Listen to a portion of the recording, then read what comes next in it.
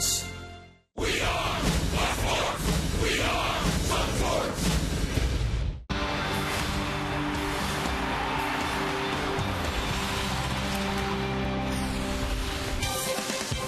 This afternoon at Tropicana Field, the Rays will pull down the curtain on this 10-game homestand.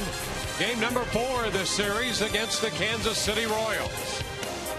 Hi again, everyone, and welcome to an afternoon of Rays baseball with Brian Anderson.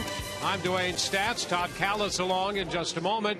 Great to have you with us coming off the Rays victory yesterday over this Kansas City ball club. And the really good news out of yesterday is that Alex Cobb, after being struck in the head by a line drive off the bat of Eric Hosmer, is doing just fine. And our thoughts and prayers continue to be with Alex and his family. A couple of other good things in that victory, aside from the final score, the bats of Matt Joyce and Evan Longoria. Even though they're not hitting back-to-back, they're turning out to be quite a 1-2 punch in that lineup. Well, no one wants to give up the team lead in home runs. Right now, both of them tied with 14 on the season. And these guys over the last 6 games have been getting it done in a big way. You see Matt Joyce, a 409 average, has homered in 4 of the 6 games. He's hit safely in all 6 games. And Matt Joyce right now doing a great job of staying patient at the plate and waiting for his pitch. And when he's gotten it, he has not let those opportunities go by. He's done big things with them. The numbers spell that out. So this guy, the same thing. I mean, 6 games he's hit safely in all of them, has homered in 4 of them, keeping up with Matt Joyce. And Evan Longoria, again, staying patient at the place. He's got those high hands, and he's just brought them down, let them explode through the hitting zone, and getting that very good carry, that very good production, and this Rays offense just continues to hum along. You can see what Evan Longoria has meant to the Rays in this series against Kansas City, hitting to the tune of 389, 7 out of 18 with a home run and 3 runs batted in. On the mound, Roberto Hernandez coming off that very good start against the Boston Red Sox, arguably his best start of the year, notwithstanding the outing he had against the Marlins in Miami, but 122 pitches.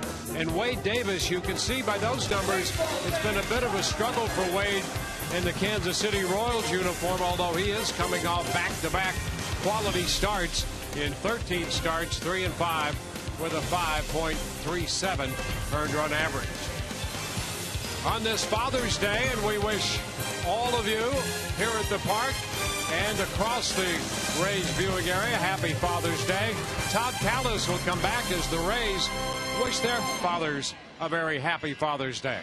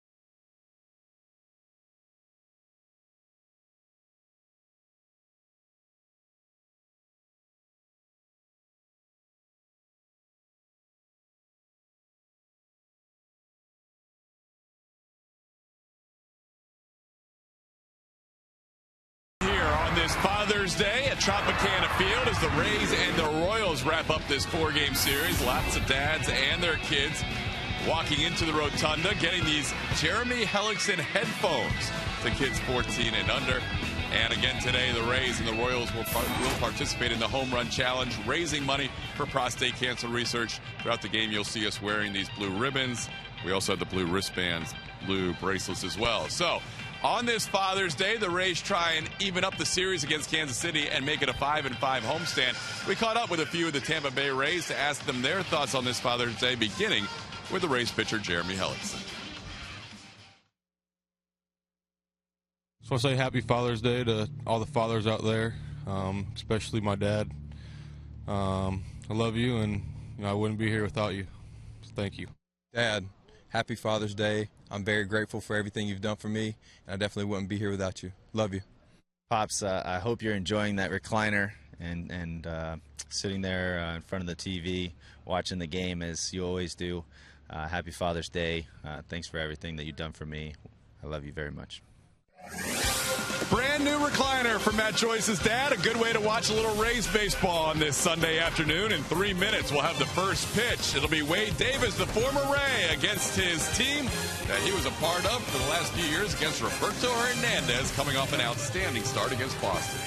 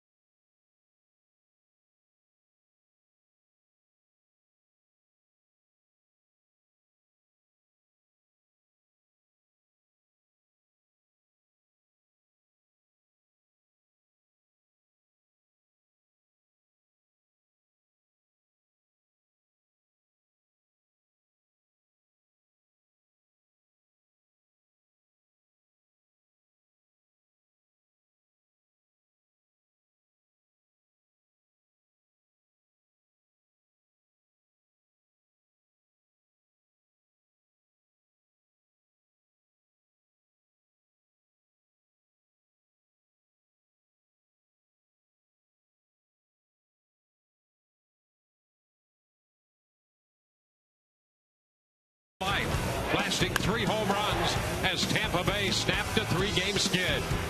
Today, Roberto Hernandez goes to the hill, looking to build on his great performance Tuesday versus Boston. We welcome you back to Tropicana Field for the wrap-up game of this 4-game series. The Rays taking on the Kansas City Royals on the heels of a 5-3 victory for the Rays yesterday. It has been tough going against this Kansas City team. The Rays 1-4 against them. In today's game, we again participate in the Home Run Challenge. Today, every home run in this game raises $20,000. You can make a pledge by going online to homerunchallenge.org. The Rays, by the way, lead all teams during this stretch with 9 home runs. Evan Longoria and Matt Joyce right there lead with 3 home runs apiece. Tyler Colvin of the Rockies has also hit 3 to match them. And we'll take a look at the starting lineup today for Kansas City, brought to you by Sweet Bay Supermarkets. Alex Gordon leads it off. He'll be followed by Eric Hosmer and Salvador Perez. Billy Butler's the DH. David Lowe in center. Mike Moustakas is at third, hitting sixth. Elliott Johnson, Jeff Rancourt, and Alcides Escobar completing the lineup for Ned Yost. Well, taking the mound this afternoon for the Tampa Bay Rays is right-hander Roberto Hernandez, making his 13th start of the season. His season numbers brought to you by Coventry Healthcare of Florida, and he's arguably coming off his best start of the year. That came against a very powerful Boston Red Sox lineup. Struggled a little bit early, righted the ship, and he was outstanding. 7 strong innings, pitched into the 8th, 122 pitches, in the kind of outing that you envisioned when Roberto Hernandez came over to this Tampa Bay squad.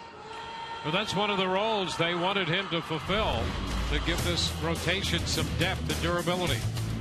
Let's take a quick look at the Rays defense in the outfield left to right. Scott, Jennings, and Joyce across the infield third to first. Johnson, Escobar, Zobrist, Loney. Jose Molina will be behind the plate. Yeah, that's exactly right. I mean, that's what you think. You know, Roberto Hernandez, for being a sinker baller, he's a big body pitcher. He can throw a lot of pitches, a lot of quality pitches. We saw that in his last start, and no reason to think that he can't come out this afternoon and do exactly the same thing.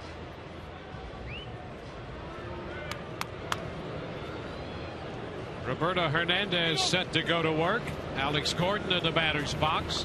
First pitch of the day presented by Pinch-A-Penny, and that's a strike on the outside part of the plate. We are underway. Now that's a big deal for Roberto Hernandez. Pitching ahead, expanding late. That is his game plan. Simplify it as much as you want. That's it. And he's quickly ahead of Gordon. 0-2. Slider following the fastball. Yeah, the breakout for both these pitchers today going to be important for them to stay ahead of hitters. And just like that, Gordon is on base, hit by a pitch. The 7th batter hit by Hernandez this year, and it comes on a 2-strike pitch. Yep, 0-2, and he's trying to throw that front door sinker, and he just gets over the top of it and carries it with him. Well, you see the difference right there. Roberto Hernandez ahead and behind. Very dramatic difference. And, you know, he's the other guy that we talked about before. You know, and same with Wade Davis. First 2 pitches of an at-bat, you don't want to fall behind, but you got to have a strike in there. If you fall behind 2-0, the numbers off these 2 pitchers, well, we could be here all day. Well, it's night and day. Yeah. Either we'll be here all day or they're not going to be here very long. One of the two if they fall behind hitters. Hosmer takes a strike. You've got Roberto Hernandez. If he does fall behind 2-0, the on-base percentage is over 600. With Wade Davis, it's almost 700. So who can throw strikes early in the count? That's going to be the key. Chopper down to third. Johnson to second. First base. Not in time. Close. Hosmer safely aboard at first. Gordon forced at second. Well, good hustle by Eric Hosmer to be able to beat that out. You get the chopper here. Kelly Johnson nicely gets rid of it nicely. Ben Zobrist with the turn. And Hosmer just does get that left foot in. This is close. You see it right here.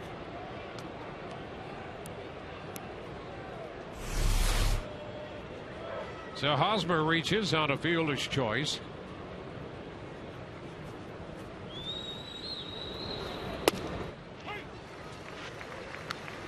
Salvador Perez is very hot with an 11-game hitting streak, and this latest win streak by Kansas City coincides with Perez going into the 3rd spot in the order and Butler hitting cleanup. And it's been both of them. Perez has been doing well when Butler hitting behind him has been hitting well, and the team's 9-2 in those 11 games. 2 strikes to count to Perez.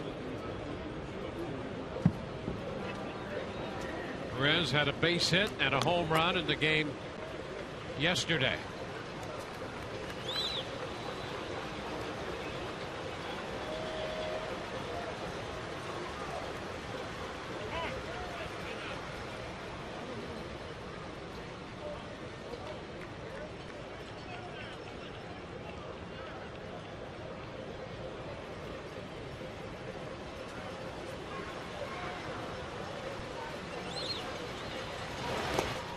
slow, getting in behind Molina, but no attempt to advance by Hosmer.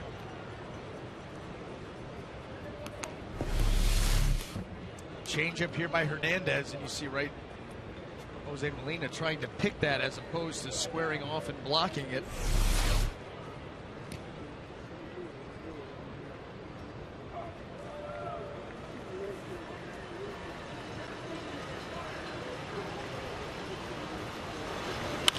Ground ball third, bobbled by Johnson. The pickup and throw to first is just in time to get Perez. And Johnson thinking about two there. The ball hit firmly enough to get two, but he had trouble picking it up. Yeah, that was about as routine as you were going to be able to get on a 5-4-3 double play. Hard hit ball right to him, but you see initially couldn't come up with it cleanly, and then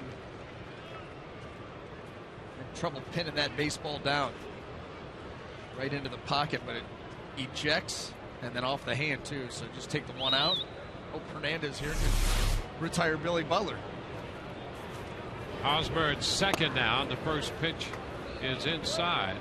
You know, we've talked about Rays pitchers giving up a number of hits on 0-2 counts, and they have the notoriety of leading the majors in that department. They're starting to push 60. Not quite there, but close. Roberto Hernandez has hit 7 batters, and that's the 4th batter he's hit with an 0-2 count when he hit Gordon to start this game 0-2. We see him a lot. He gets ahead of hitters. He will try to come in and in off the plate to try to set something up away again. You strike to Butler. And when you do that, that's the risk that you run. Sometimes you get it a little bit too close. You just catch the guy.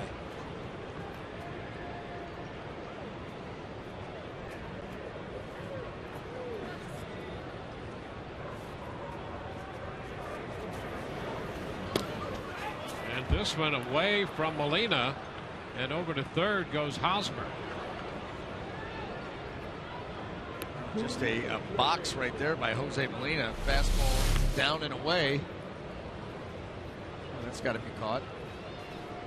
It's the 7th pass ball of the year charged to Molina.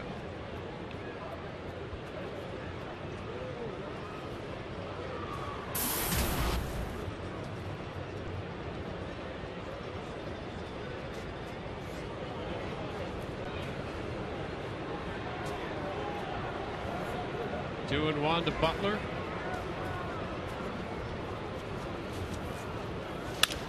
And a base hit the other way.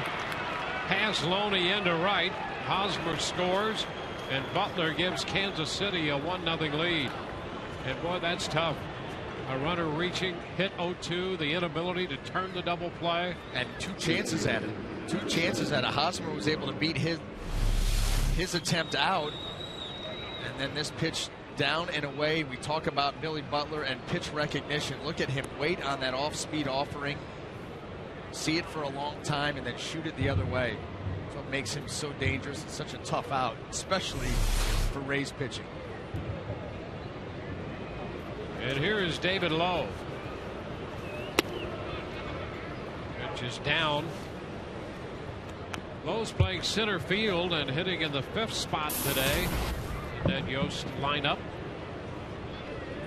He's 4 for 9 in this series. He was hitting .340 at Omaha when they recalled him.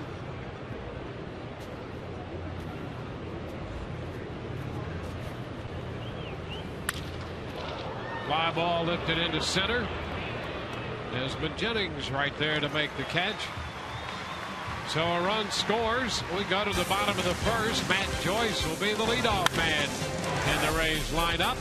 They're down 1-0.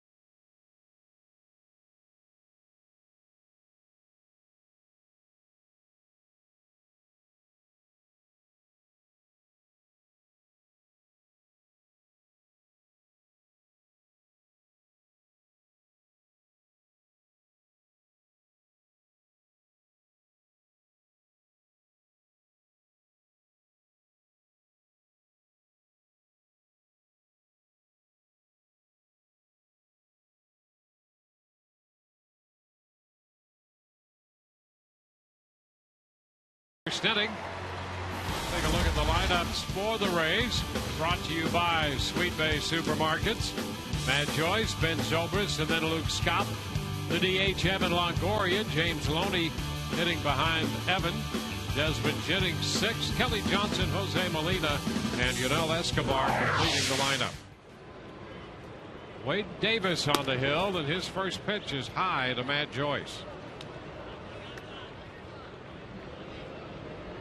Wade Davis making his 14th start. His season numbers brought to you by Coventry Healthcare of Florida. You can see 3-5 on the record. ERA 5.37. I'll tell you what, it could be higher. You know, you look at his body of work, 68 2/3 innings. He's given up 125 base runners. Yeah, 95 hits, 28 walks. He's hit a couple men. There you go. I mean, that is, you're almost talking about two base runners per inning. It's tough to pitch that way. Oh boy. Just for the heck of it, I tried that out, and you're right. It's not easy. Just going against the grain to try to make a point didn't work. I couldn't imagine you going against the grain just trying to make a point. It usually works for you, though. Sometimes. There's strike 2. The count is full. Well, Matt has been swinging a great bat. And that power stroke going for him. And a line drive, base hit past Elliott Johnson. That's exactly what Matt Joyce has done. He's been patient enough at the plate to wait for his pitch. And when you see this replay, you'll see that the location has been missed. Trying to go away, look where this ball ends up. And those are the pitches that Matt Joyce has taken advantage of. When pitchers have missed their spots, he has not missed. And you know, when a hitter's going as well as he is, there's never any jumping at the ball. Everything is in sync. That's it. That's exactly right. He's not jumping. He's not, trying to make things happen. He's letting the game come to him. And when it gets there, he's doing some damage. Matt's aboard for Ben Zobrist now. The pitch is a strike. A lot of guys, they want that fastball. Matt Joyce feasts on fastballs. But if you're a pitcher and you put it in the right spot and you get him going out there after, well, now you're hitting the pitcher's pitch and you're probably more than likely going to make an out. Matt Joyce has been able to keep that under control and stay disciplined when he's been up there. And let's face it, a pitcher maybe throw you 4 or 5 pitches in an at-bat. Typically, he's not going to be perfect on every one of them. One of them is going to leak back over the plate or be in an area that he doesn't necessarily want it. And that's what this guy's been disciplined and patient enough to wait for. 2 strikes, the count to Zobrist.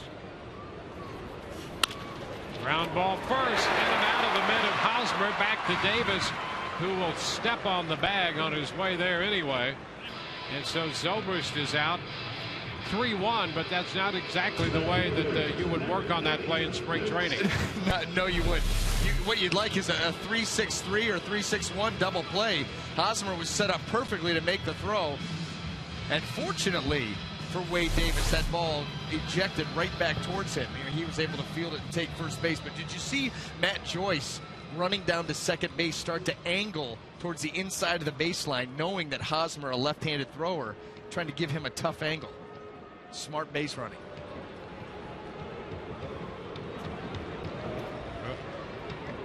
There's Luke Scott now up in the 3rd spot in the Rays order.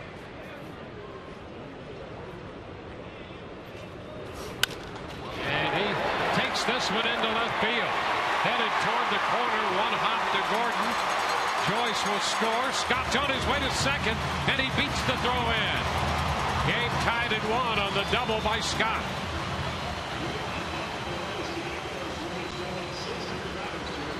Well, the Rays waste absolutely no time in tying this ball game back up. Luke Scott right there. First pitch, outer half. He goes right with it to left field. How about the bat that he's been swinging here in this series after that terrible stretch that he had gone through? And he has really come alive here against the Royals. To play at second, he beat it in for his 4th double. Luke had gone 4 for 37. now suddenly is red hot. At one point, he was 6 for 60. And it started with the ball game that he got in as a pinch hitter late in the game. And 2 hits. Two hits, yeah. He shot one to left off the wall. Got a little time out in left field, and then has started there both today's game and yesterday.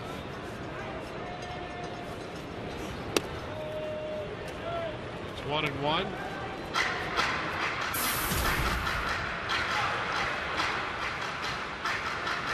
Evan with a homer and 4 hits in the series, 9th in the league with that .308 average.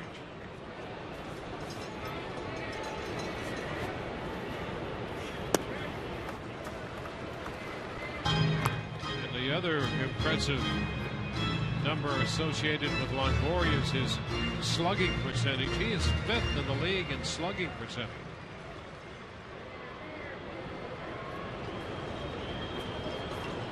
And Scott at second base. And you remember initially when the season started, he was doing anything but slugging. He was reaching base. A lot of singles, walks, and then about mid-April, the home run barrage started, and the production went through the roof.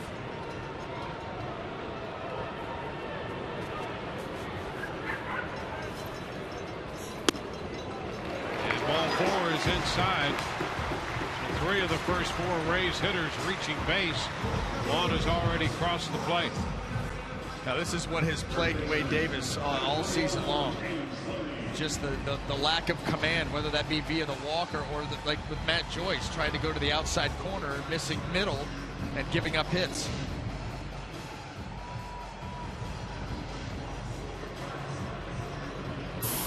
Now James Loney looking for his first hit in the series. 2 men on. This would be a good time for it.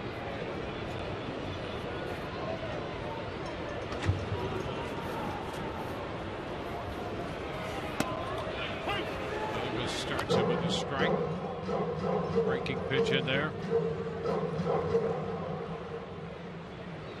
The Rays scored 5 yesterday, and that ended the Kansas City streak of limiting opponents to 3 or fewer runs. It's now 1-1.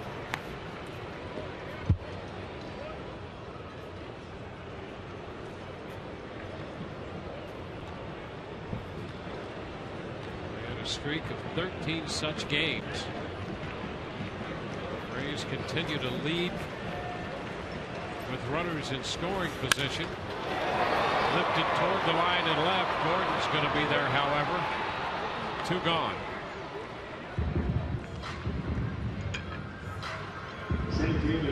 The Rays have tied the game. Desmond Jennings on his way to the plate.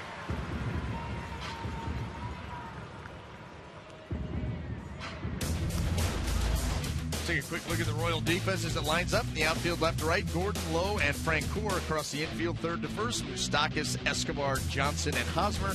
Salvador Perez once again behind the plate.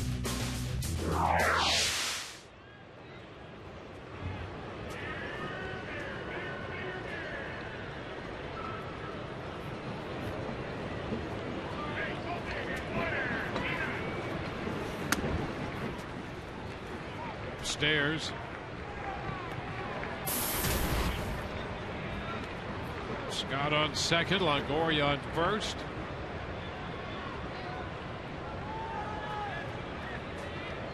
Jennings with an opportunity to give the Rays the lead in the first.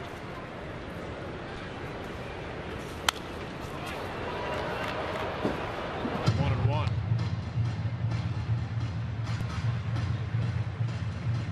Desmond had a hit last night, 2 hits and a walk the night before.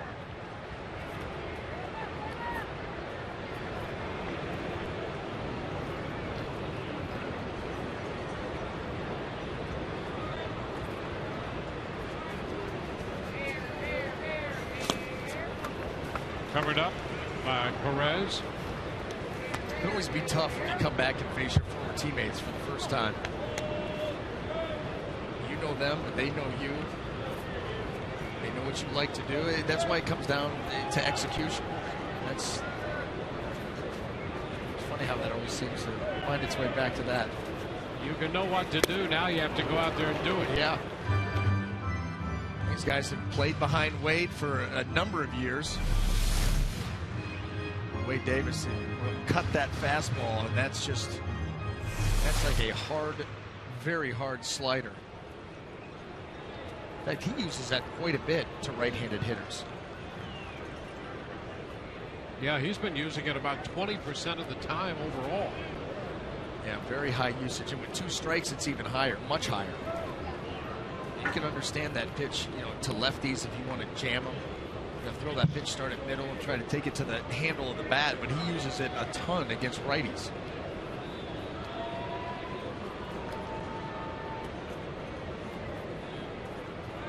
A 2-2 count on Desmond Jennings. Foul out of play. There was one right there.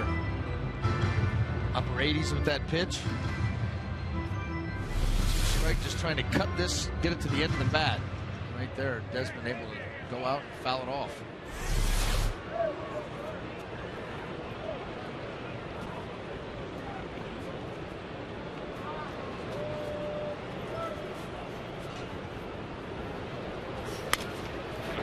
Fastball is fouled right back over the screen. Jennings saw something straight there and had a pretty good cut. Yes, he did.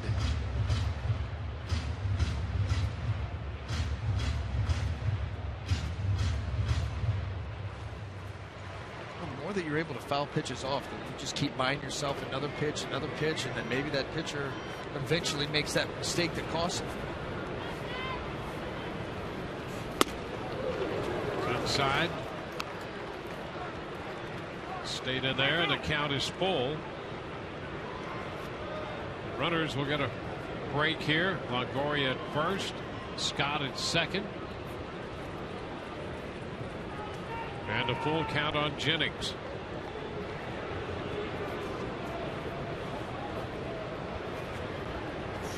He fouls it back as Davis came in with the fastball. Same one as before. 94 out over the plate, and Desmond with another healthy rip. I mean, he knows right here that obviously Wade Davis does not want to lose him, so he's anticipating a ball that's going to be hittable. This one just a little bit too far up. You see that quick stroke from Desmond.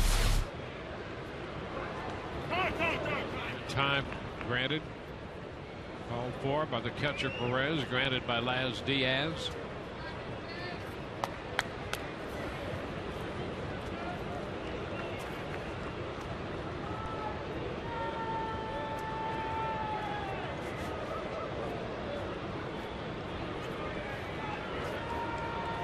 Three-two again. Ground ball and in the hole between short and third. Scott heads to the plate. The Rays take a 2-1 lead. Desmond Jennings driving in the go-ahead run. How about that at bat by Desmond? Battling him all the way through, fouling some tough pitches off, taking some good rips. And then right here, it's a breaking ball, and look at him just follow it right down and get the barrel to the baseball. It wasn't the most powerful swing, but he gets the barrel and hits it hard enough that he gets it by the diving Moustakas, plating the Rays' second run. That was 9-pitch at bat. A tremendous at bat. Dave Island to the mound. A quick word with Wade Davis. So the Rays have scored twice. Longoria stopped at second on the RBI base hit by Jennings.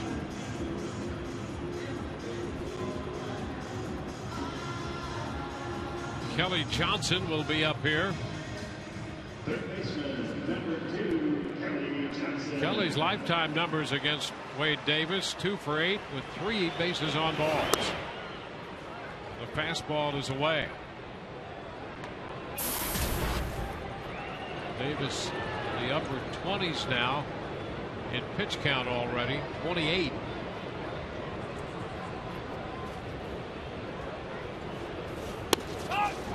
It's low. Rays have 3 hits and a walk. 2 runs have scored.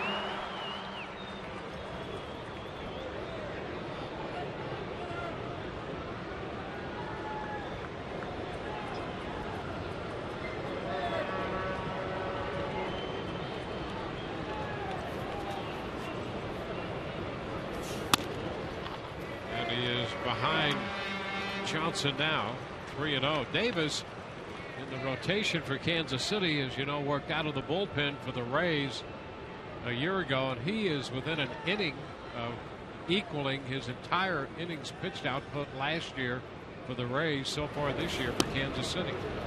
And he walks Kelly Johnson on 4 pitches to load the bases. He was in 54 games last year through 70 in the 3rd innings. And he's just over 69 innings, including the work he's done here today for the year for Kansas City.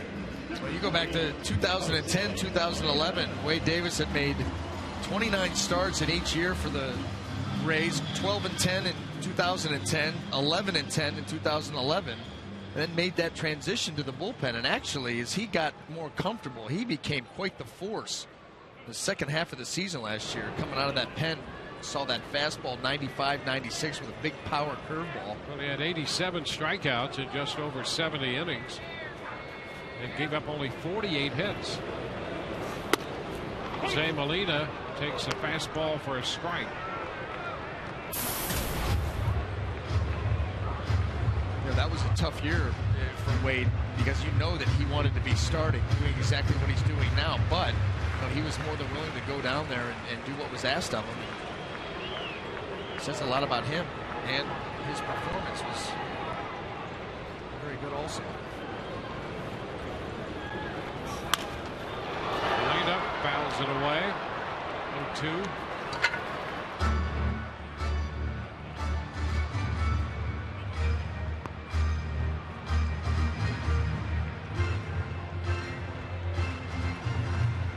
Matt Joyce and Luke Scott have scored. Longoria's at 3rd, Jennings at 2nd, Johnson at 1st. 2 strikes the count on Molina. He starts to go, and he checked. 1 ball, 2 strikes. Molina, the 8th hitter to come to the plate for the Rays in the 1st.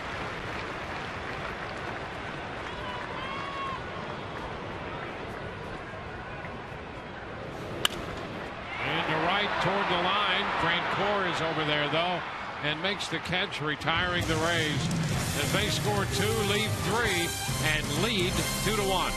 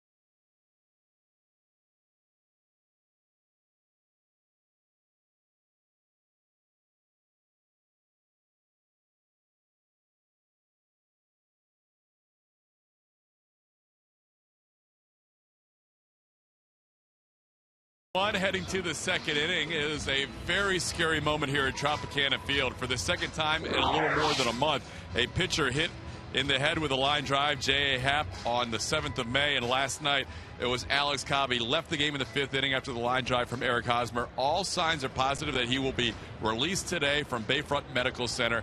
He is suffering just a mild concussion. He'll be placed on the Rays 7-day disabled list, the concussion DL list, and Josh Lukey now on the active roster.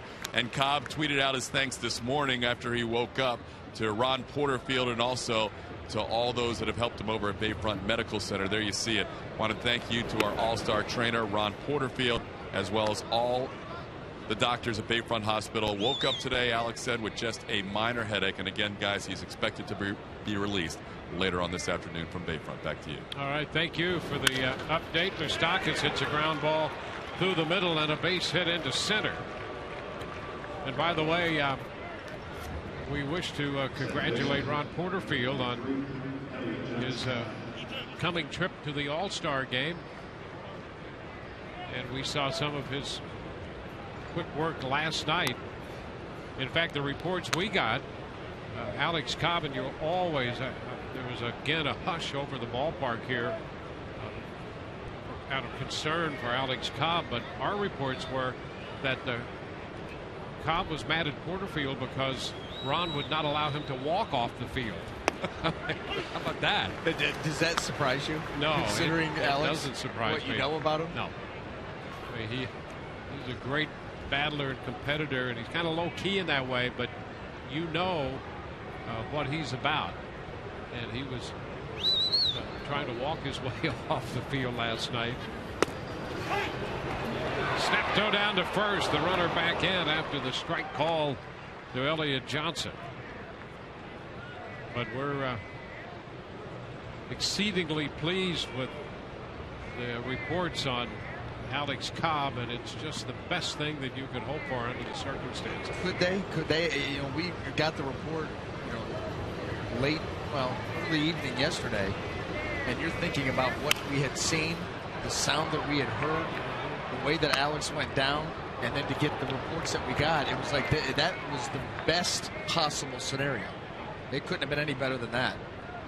So all good news. And apparently he's been drawing quite a crowd while he's been in the hospital. Everybody has come by to say best wishes and look in on him. Swing and a miss. Now there's a story. The Rays retire Elliott Johnson as hot as he's been against the Rays. He's the first out here in the second, down on strikes. Little backdoor breaking ball here by Roberto Hernandez. Nice job of starting this ball right on the outside corner. Get a little something off and getting the swing and a miss. Yeah, Elliott Johnson has been a thorn in the Rays' side. Talk about a guy with a little extra motivation. It's been tough. And Jeff Francoeur bounces one foul. Francoeur, the 8th placed hitter in the Kansas City lineup. Ron Porterfield. That entire Rays training staff outstanding, and all the medical attention that Alex Cobb required in yesterday's game. They were out there immediately. Everything went flawlessly. You know what it is? Their attention to detail. They leave no stone unturned. I mean, the way that they write out their reports. And speaking of yesterday, as quickly as Ron Porterfield got out there, it was amazing. I mean, he got out there so quick and just took control of the situation. Before you knew it, they had everything secured and had Alex on his way. In the center, Jennings is there to make the catch. 2 gone. Yeah, that staff headed by Ron Porterfield, Paul Harker, a great job. Mark Vinson as well. Mark was right out there immediately, rendering aid. The doctors too, Dr. Riley, Dr. Eaton.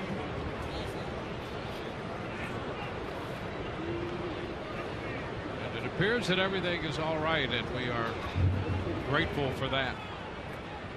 Here's Alcides Escobar, the shortstop.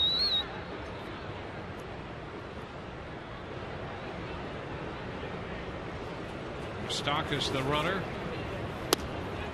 And a strike on the outside part of the plate. A fastball.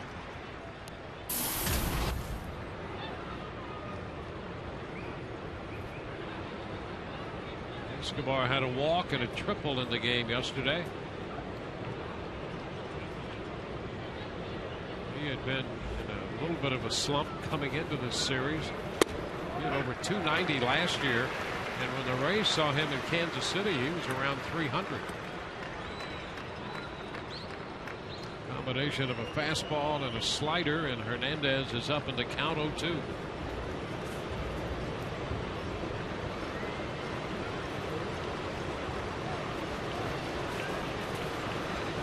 Runner goes, pitch down, throw to second, going to get it. He is out at second base. Zobrist put the tag on Moustakas, who's caught stealing for the second time this year. This one retires Kansas City in the top of the second.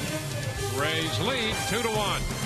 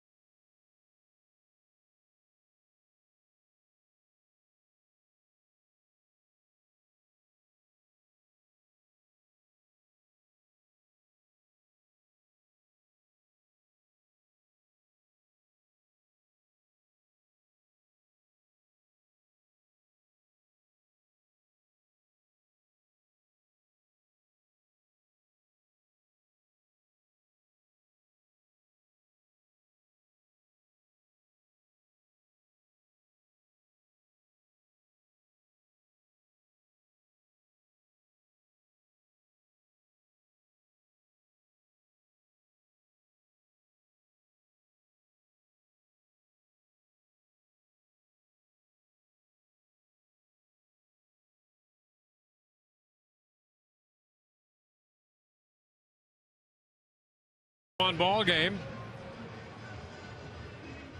Scott and Jennings driving in runs for the Rays in the first, and Yunel Escobar leads it off against Wade Davis in the second.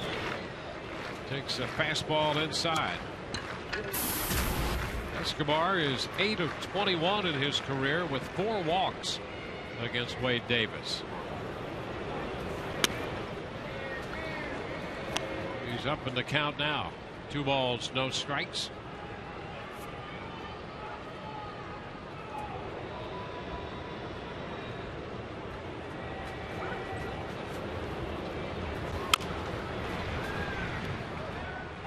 Two and one, top of the order, Matt Joyce, and then Ben Zobrist will follow. There's Matt, who singled in the first and scored.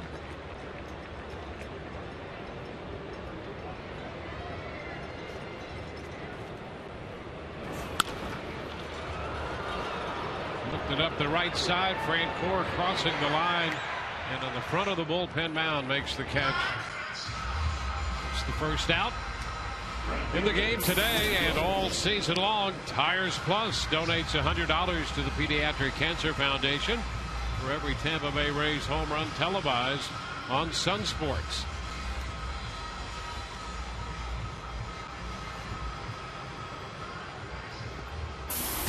Out of the top of the order.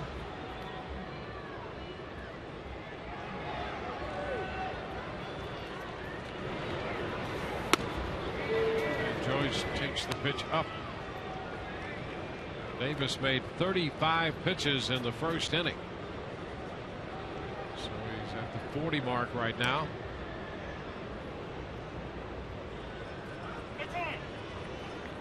Time requested by Matt Joyce. Red Sox hitting in the third in Baltimore. No score. Is low, 2-0. This is where you get into that dangerous category. Wade Davis has been in similar situations to this. He has really struggled. And he's behind 3 balls and no strikes.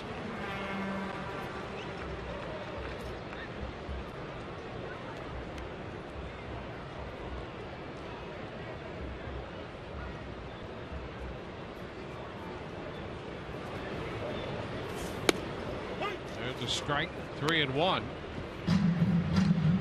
And Matt Joyce will be hoping for a similar pitch. That was a 3-0 fastball right down Broadway. Well, how about this? Hitters are 6 out of 7 against Wade Davis.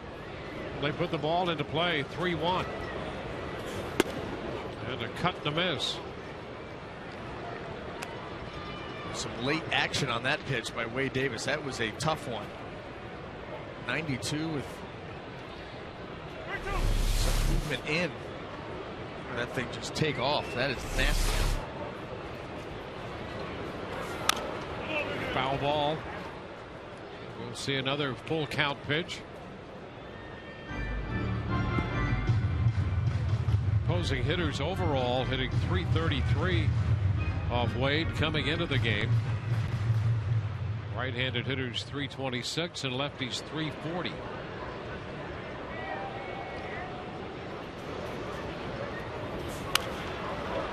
Joyce fouls this one, forcing another 3-2 pitch. He's had a couple of full counts in 2 plate appearances so far against Davis. They just continue to force that pitch count higher and higher. And Wade Davis, when you look at his stuff, the breakout, those numbers should not be.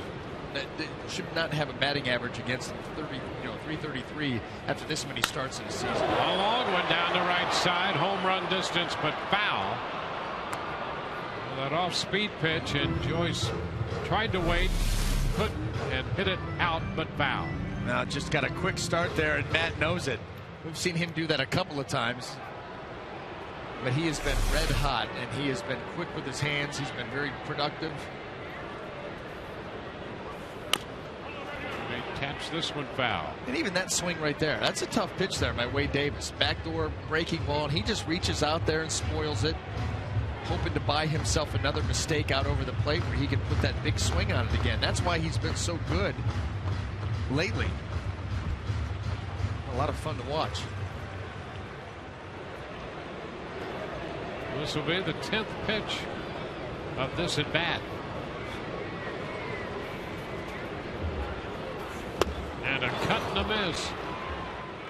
So Joyce down on strikes and a long at bat.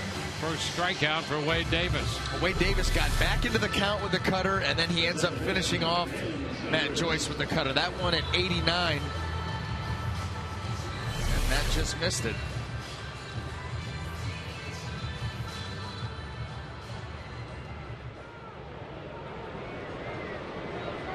Two outs, bases empty. Now Ben Zobrist.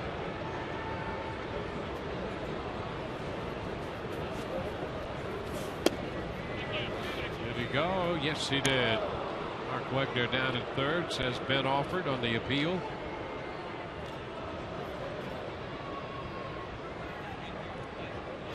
He's starting the day 5 back of Boston.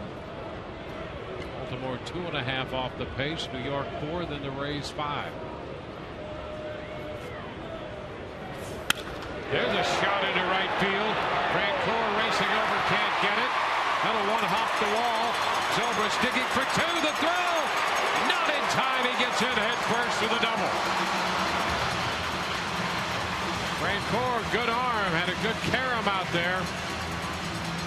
You got to be going if you're Ben Zobrist, because this was a rocket shot out into right field. And number one, Francoeur looks like he's going to make a play on it. When he doesn't, he gets the bounce and then the strong throw. And Ben Zobrist, and you've got to go. No wasted motion.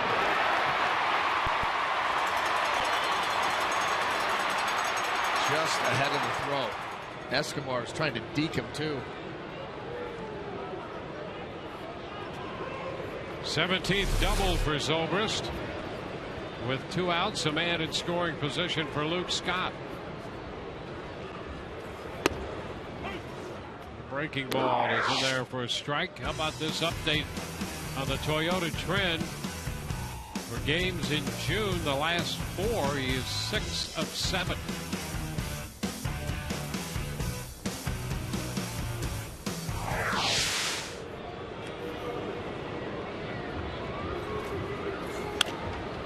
And it's popped up left side into foul territory. Moustakas catches it, and the Rays are out in the second inning, leaving a man aboard through 2-1 Tampa Bay.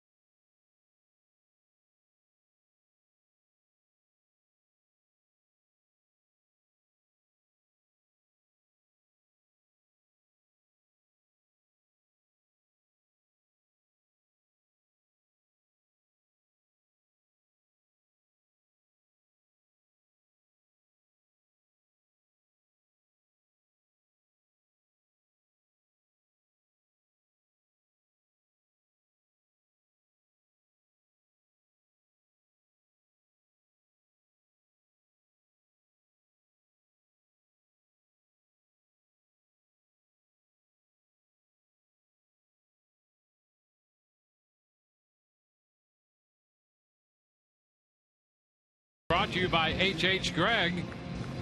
No special eyewear needed to view our game in high definition.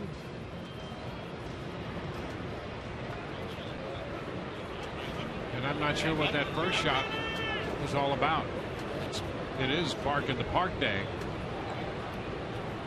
Pretty good looking set of eyewear with that pup. There's a lot going on. Alcides Escobar leads it off. Pitch is a strike. He was at the plate when Moustakas was caught trying to steal. So it's Escobar, Gordon, and Hosmer due up for Kansas City. The ground ball chopped to the Rays shortstop. So Escobar goes out. Escobar to Loney.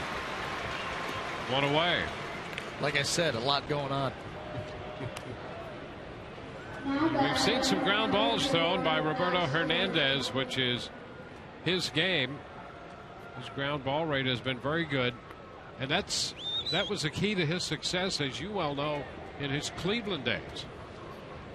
That's exactly right. And that's why, you know, that sinker moving down in the zone, keep that ball on the ground. You got tremendous defenders here with this Rays ball club. Use them.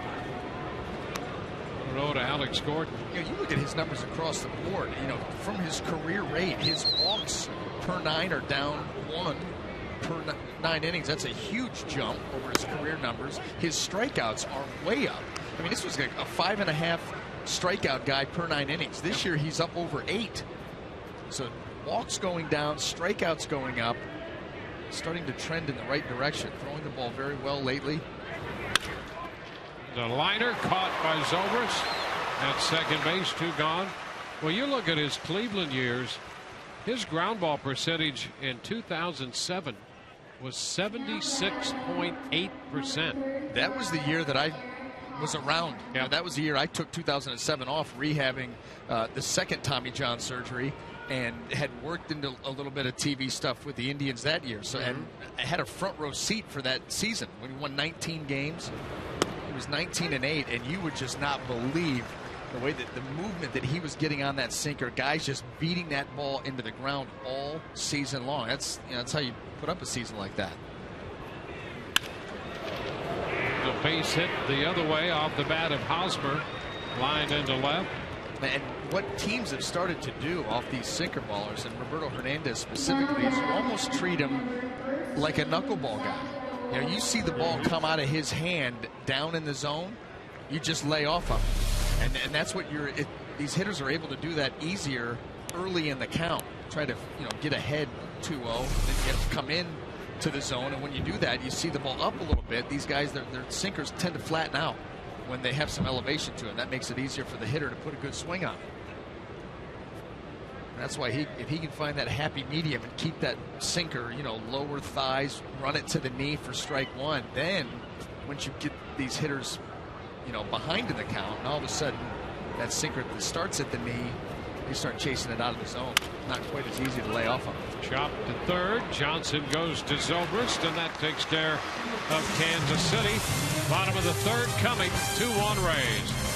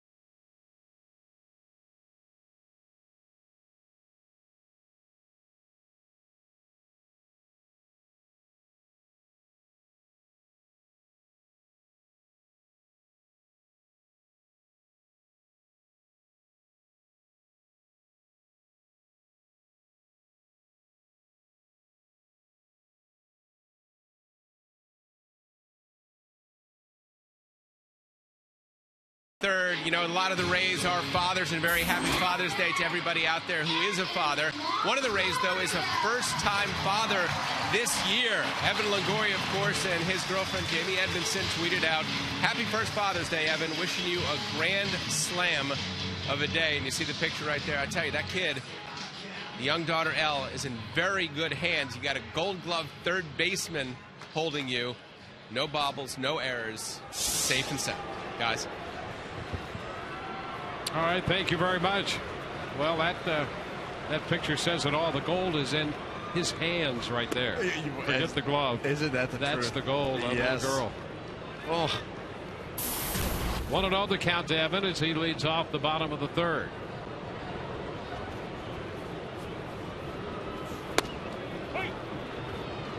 One and one. Longoria, then Loney and Jennings.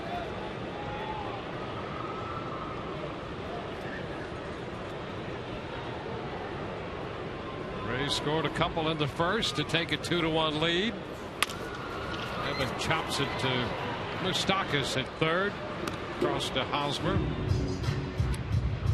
So one away here in the home half of the inning. We'll get James Loney to the plate.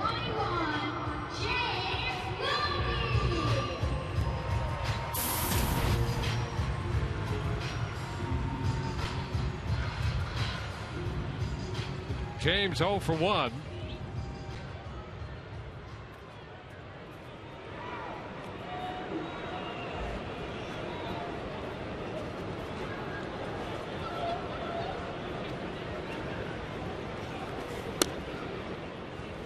Wade Davis misses low on the first pitch.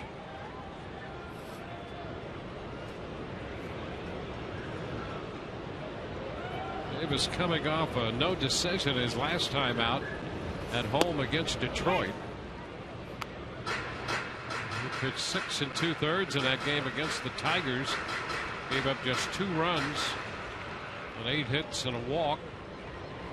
They left that game tied 2-2, and eventually the Tigers prevailed 3-2. Roller to Johnson at second, 2 gone. Now Wade Davis is starting to get that cutter going. We talked about his use of that pitch to the righties. He's been using it now with the lefties. He's able to strike out Matt Joyce on it and get some poor contact there from James Loney. A very effective pitch if it's used correctly. I mean, Wade throws that. We've seen it anywhere from 89 to 92 with that cut, able to keep that cut on the same plane.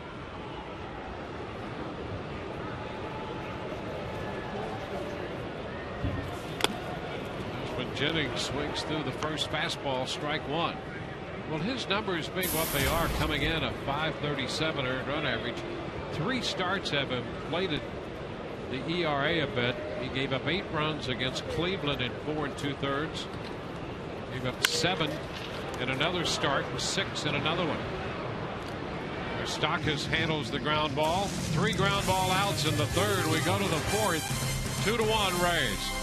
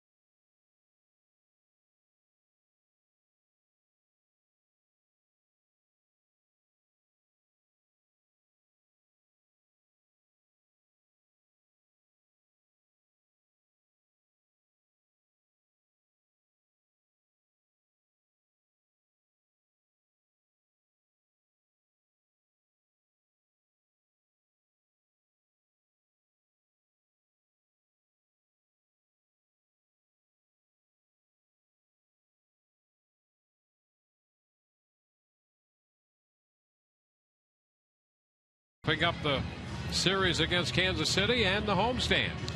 We talked about a lot going on. Father's Day, Bark in the Park, the Jeremy Hellickson headphones. Yep. They appear to be a big success. Yeah, well, and look at the crowd here today. Fantastic.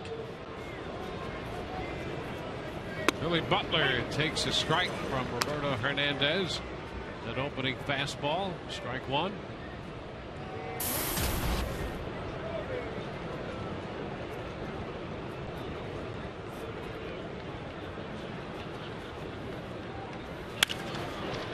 Headed toward left center field. That's in there.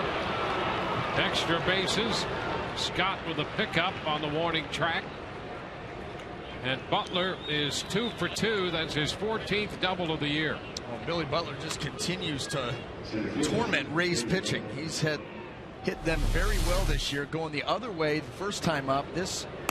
He gets a sinker that's moving back to the middle, and that's right into his swing. He's able to juice that ball out into left center field to the wall. Quick start here for the Royals in the 4th.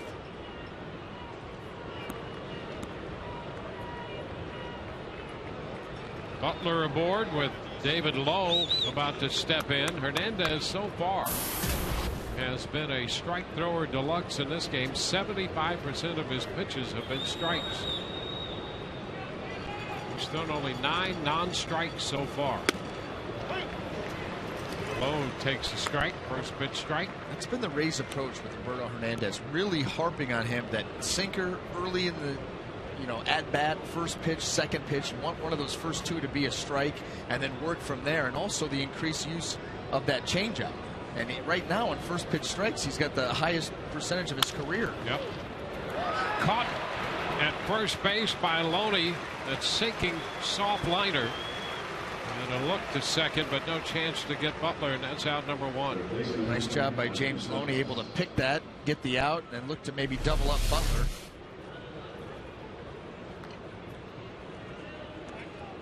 Not a lot of people have talked about Loney as a potential all-star.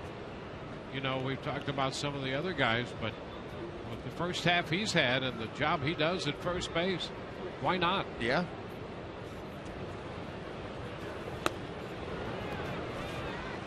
He's been fantastic for this Rays team. He Defensively, sure yeah. I mean, his feeds on double plays, the way that he's able to scoop and nifty glove work over there at first base. It gives everybody in that infield extra confidence. Make plays, you know that he's going to make good plays for you. Yep. And then what he's done with the bat, he stayed pretty consistent. Had a little bit of a rough stretch here recently, but the approach has been consistent for the first couple of months, and the numbers obviously reflect that. And we're seeing a little bit more power too, which we know is in there. 1-0, fly ball into right. Zobrist backs up, makes the catch. Here's a tag by Butler. He's headed to third. Butler had a little quick getaway from second base there on that fly ball to right. Moustakas is out. Zobrist found himself getting into position to throw, but the move up anyway for Butler. Hey, speaking of the All-Star game, you can send your favorite Rays player to the Big Apple this summer to play in the All-Star game. Simply log on to RaysBaseball.com to fill out your ballot. Vote now and vote often. And don't forget James Loney while you're doing it. That's right. Nice shot of him. It's good promo. It's all falling into place. You know who we haven't seen? Our two guys, our two ballot stuffers. That's right. Have not seen them this homestand. Oh, that's disturbing. It is. Yeah. One strike to count. We're going to get Todd Callis on this.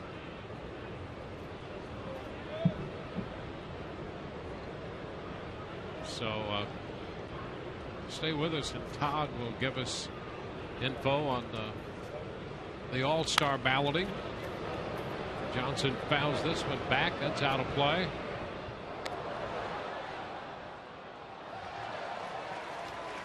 The updates as late as yesterday are available, and here they are. And no Rays at this point. And 4 Orioles. How about that? First, short, center, right. Wow. Inside, a little bit off the plate. Hernandez tried to get that one to come back.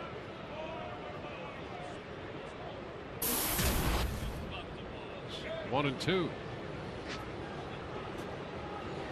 How about that? If that holds up, you take the pitcher out of the equation, and you've got Ground ball. Yep. Zobrist takes care of that. Johnson's out of there. Man left at third.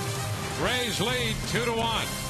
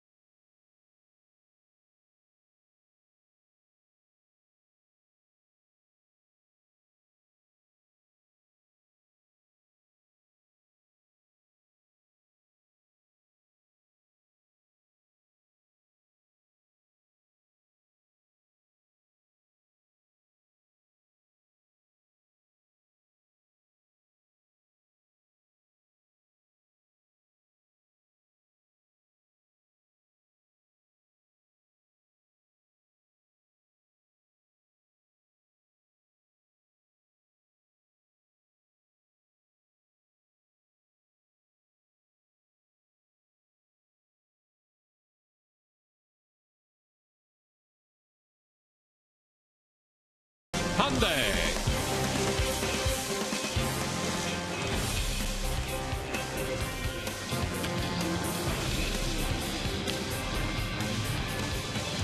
We go to the bottom half of the fourth with the Rays leading 2-1. Kelly Johnson will lead it off, then Molina and Escobar.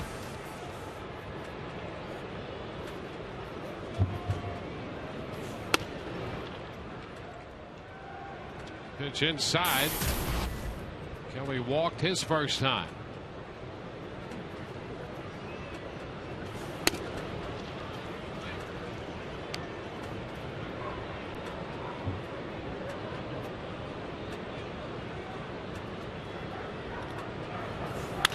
There's a liner into right field. That's going to be in for a base hit. Will one hop the wall, and Kelly's going to turn first and hang on right there, not challenging Francoeur. Smart move. He would have gotten in a rundown. I tell you what Kelly did very well there was pull the hands in on the cutter. Ball's cutting in, cuts right in, down and in, gets the hands through the zone quick. Another rocket out there to right field. Francoeur this time with a very strong throw. I mean, this is a rocket shot by him in there on the fly, and Kelly wisely holds up.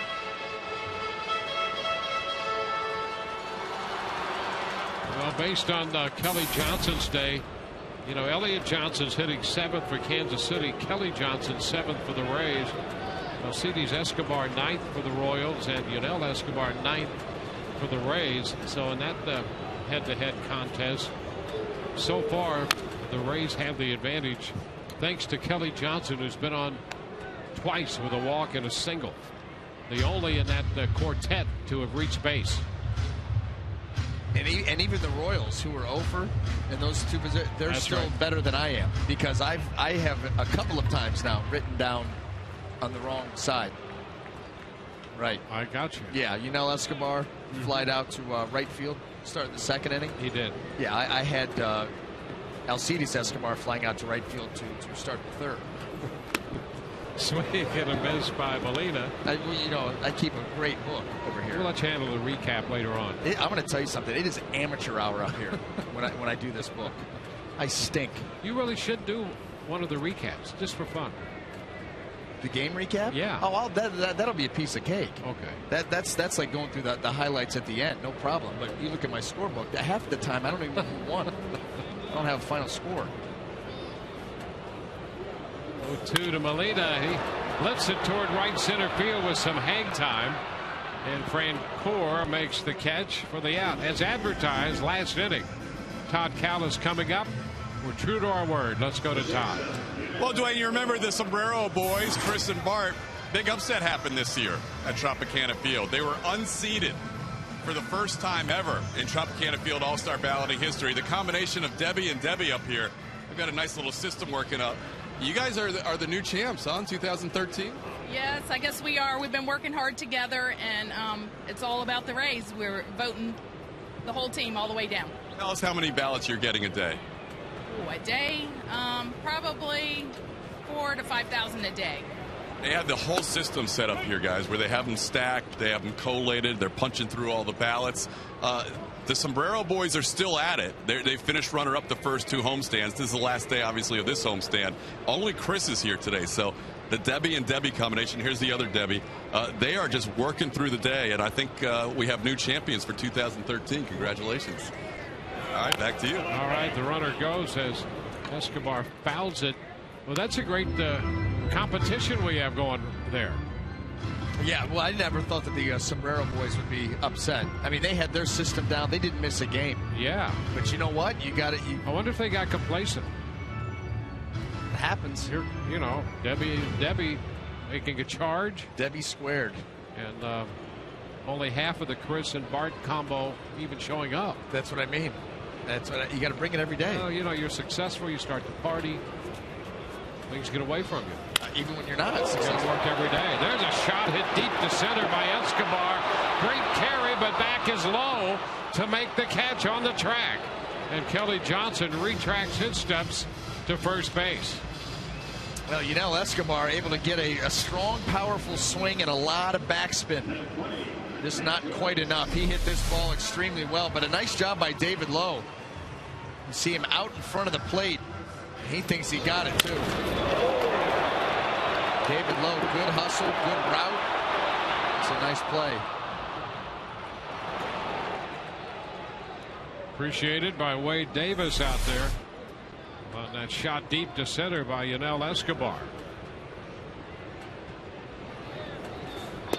Matt Joyce, which disappeared on Matt. Strike one.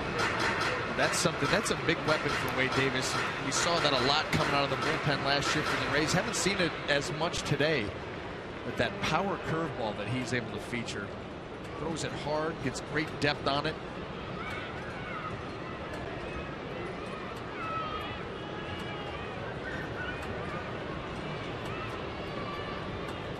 Leadoff single by Kelly Johnson. 2 outs now, and Matt Joyce in the batter's box.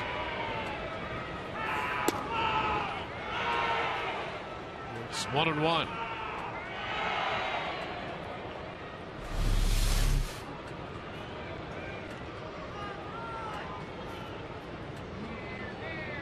Should just stayed off the plate.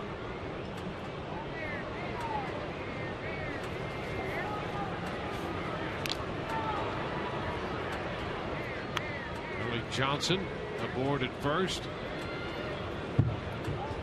Kansas City scored a run in the first. The Rays put up 2 in their first. And that's all in the scoring department to this point.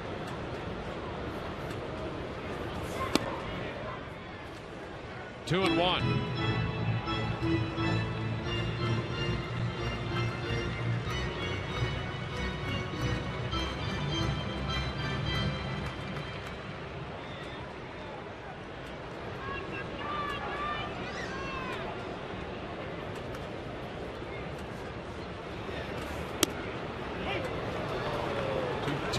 Curveball again. The strikes on that pitch. And he's trying to work that outside corner now on Matt Joyce, understanding that Matt's, for the most part, until 2 strikes, looking to pull, drop that curveball in there nicely.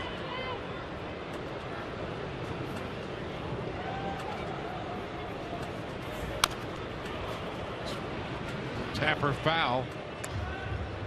Matt started the first with a base hit, was driven home by Luke Scott. Davis and Joyce had a big battle in the second inning, a 10-pitch at bat. Matt worked it full and then fouled off a number of pitches before Davis struck him out. That's the only strikeout of the game for Wade Davis. Let's see if he tries to come back again with that cutter. That was the pitch that he got him on last time. If he's going to do it, it's going to be the backdoor variety. The ground ball, right side. Johnson had him shaded in the hole and makes the catch. So he gets him to ground out. Rays lead 2-1.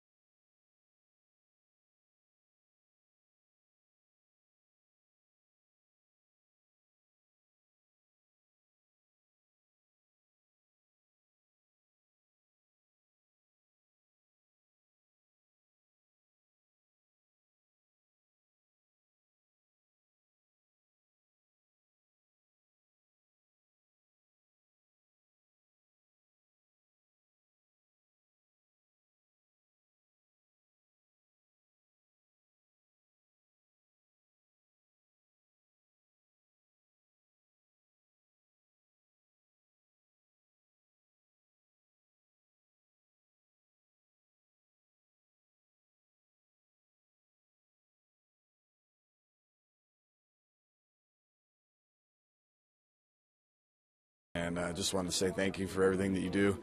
You're the best dad I could ever ask for. Happy Father's Day. I'd just like to take this moment to say Happy Father's Day, to every father out there, and especially mine.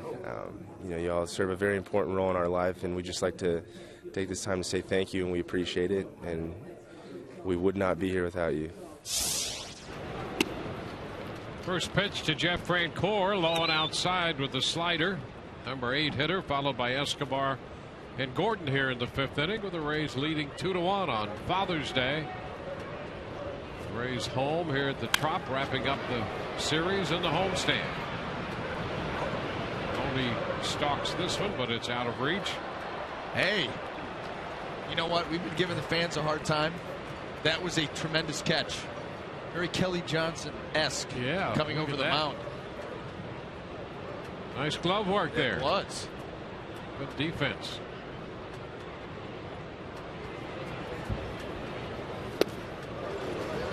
Francoeur pulling away from that pitch, and it's 1-2.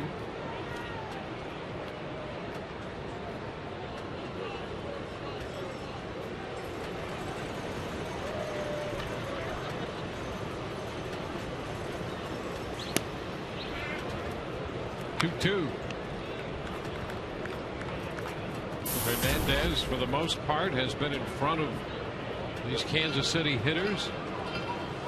2-2 with Francoeur right now.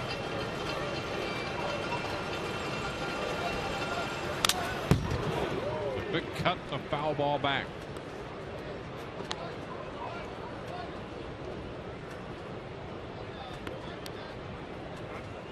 Not many deep counts at all for Roberto Hernandez. No 3-ball counts.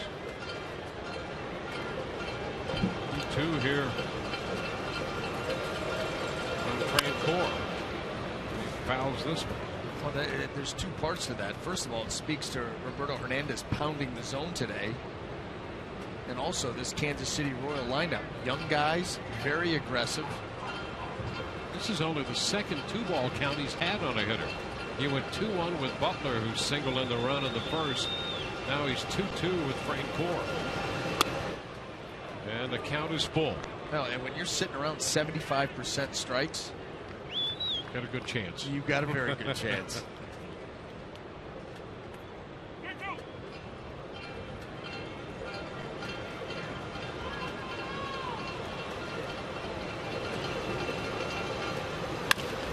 Fly ball back into deep left. Scott to the track, and it's going to get out of here. Home run on a 3-2 pitch. Francoeur hits his 3rd home run of the year, and that will tie the game at 2. The first 3-ball count he's had on a hitter. He goes 3-2. Francoeur fouled away a couple of 2-2 pitches before taking it to 3-2, and he hits it out. One of the few mistakes made by Roberto Hernandez today, and that's just a spinning slider, a cement mixer, and it ends up just above the belt, middle of the plate. Those are the pitches that when they leave your hand, you know it's not going to turn out well. Much like that attempt at a catch. Here's Escobar.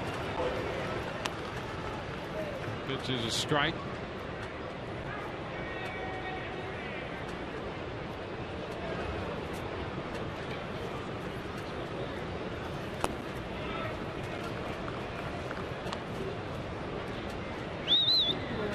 So the game tied. The Rays 2 runs, 5 hits. Kansas City 2 runs and 5 hits.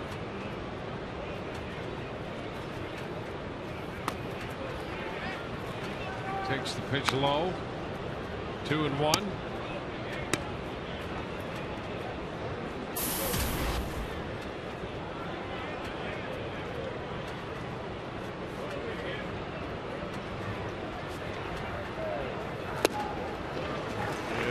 Escobar out the front of the changeup. It's 2-2. That home run by Francoeur, the 12th home run this season given up by Roberto Hernandez.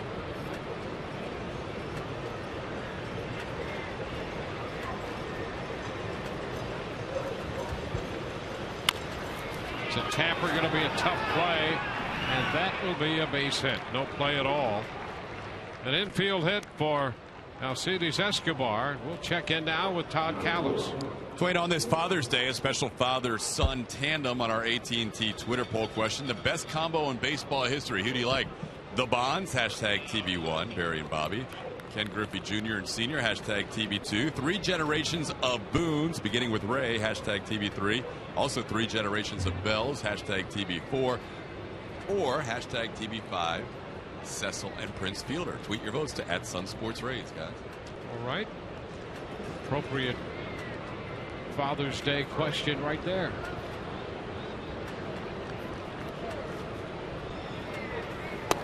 Alex Gordon pitches a strike. You know, compared to the last couple Twitter polls, there was some effort put into this one. Some of the other ones you could just tell, like what place was Ray's going to finish in, 1, 2, 3, 4, 5. I mean, just nailing it in. Late night. Perhaps. Perhaps. That one was right on the money. I mean, home run. Yeah.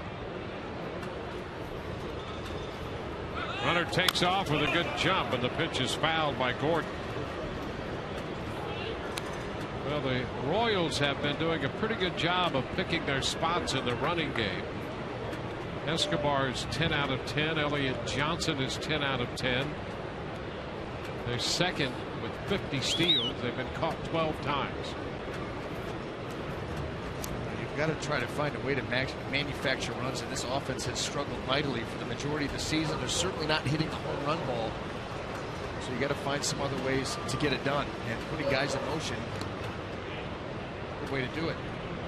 And you know, you're going up against a team too with the Rays that they've had trouble controlling the running game, and Roberto Hernandez in particular. Opponent stolen bases coming into play today, 11 out of 12. Yep. And the Rays have given up a ton overall.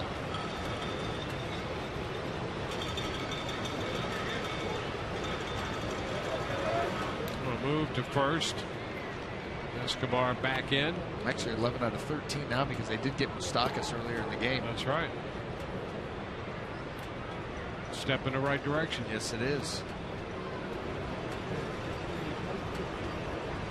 The most steals in the American League, the Red Sox in Baltimore and Kansas City. And Gordon is out on strikes out in front of that pitch. That's what you're able to do when you're able to pitch ahead with that sinker, get ahead of guys. Then you can expand the zone late. And here he does it. You see the changeup grip, 81 miles an hour. Yeah, and that's a pitch that Jim Hickey, all the way back in spring training, I remember down in Bradenton talking with Hickey one time, and he was extolling the virtues of that changeup that he'd seen from Roberto Hernandez. Roberto Hernandez has been a guy for the majority of his career, mainly sinker slider guy. And so, you know, the Rays realizing, okay, he's going to come over here and start for us. A lot of teams, you know, we talked about how important it is for him to be ahead in the count with his sinker. Well, why not take a changeup, which Jim thought was a really good pitch for him, and make it a little bit more prominent in the arsenal, especially against the left-handed hitters. And now all of a sudden you've got that pitch that mimics. It looks just like the heater, except it's minus 10, 12 miles an hour. And that they thought that could be a very effective pitch for him. And what you've seen is his changeup usage is now second in all of Major League Baseball. When earlier in his career, there were years where he was using it 11% of the time, 13% of the time. This year, approaching 30% of the time. Well, it just increases your odds of success because now you give that hitter something else. And so instead of looking for maybe 2 pitches, he's got to consider 3 quality pitches. And 2 of them look just like each other. Yep. You know, that's what ends up, when you have a good changeup, it actually adds miles an hour to your fastball because they're never quite sure, especially if you're able to throw it on both sides of the plate. We see these Rays pitchers, and we saw the strikeout with Gordon. These guys, their changeup's good enough, they throw it out over the middle of the plate, and they know the action is going to take it below the zone. There's a base hit off the bat of Hosmer into right. Escobar stops at second. Hosmer's second hit of the day. Well, this is one of the changeups that did not get below the zone, and Hosmer, who's having a nice series here against the Rays, is able to get out there in front of the plate, shoot that ball through the hole.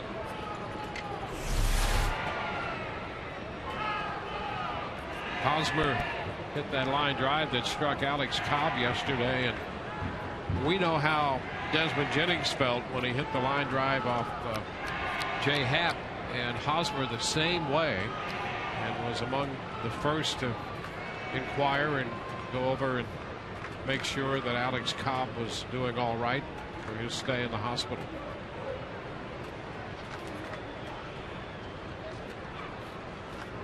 Hosmer at first, Escobar at second, and Salvador Perez, who's been red hot. Not only has he been hot overall, but he's hitting right-handed pitching to the tune of 340 on the year coming into this game.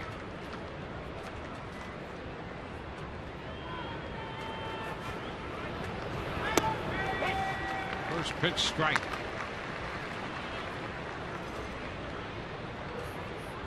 Vancouver led off the inning with a home run to tie the game. With one out, the Royals have 2 men aboard, and Hernandez has to deal with the middle of the order. Perez with Butler behind him. It's going to be out of play. 2 strikes the count.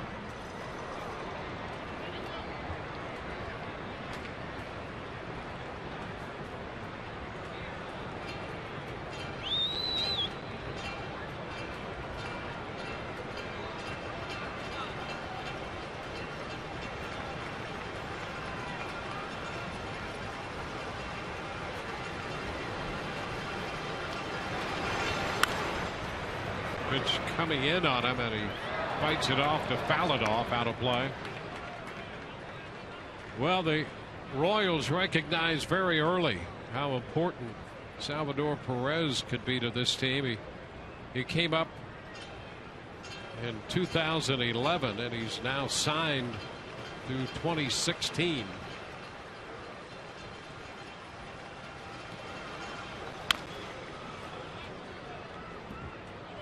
Still a 2-strike count.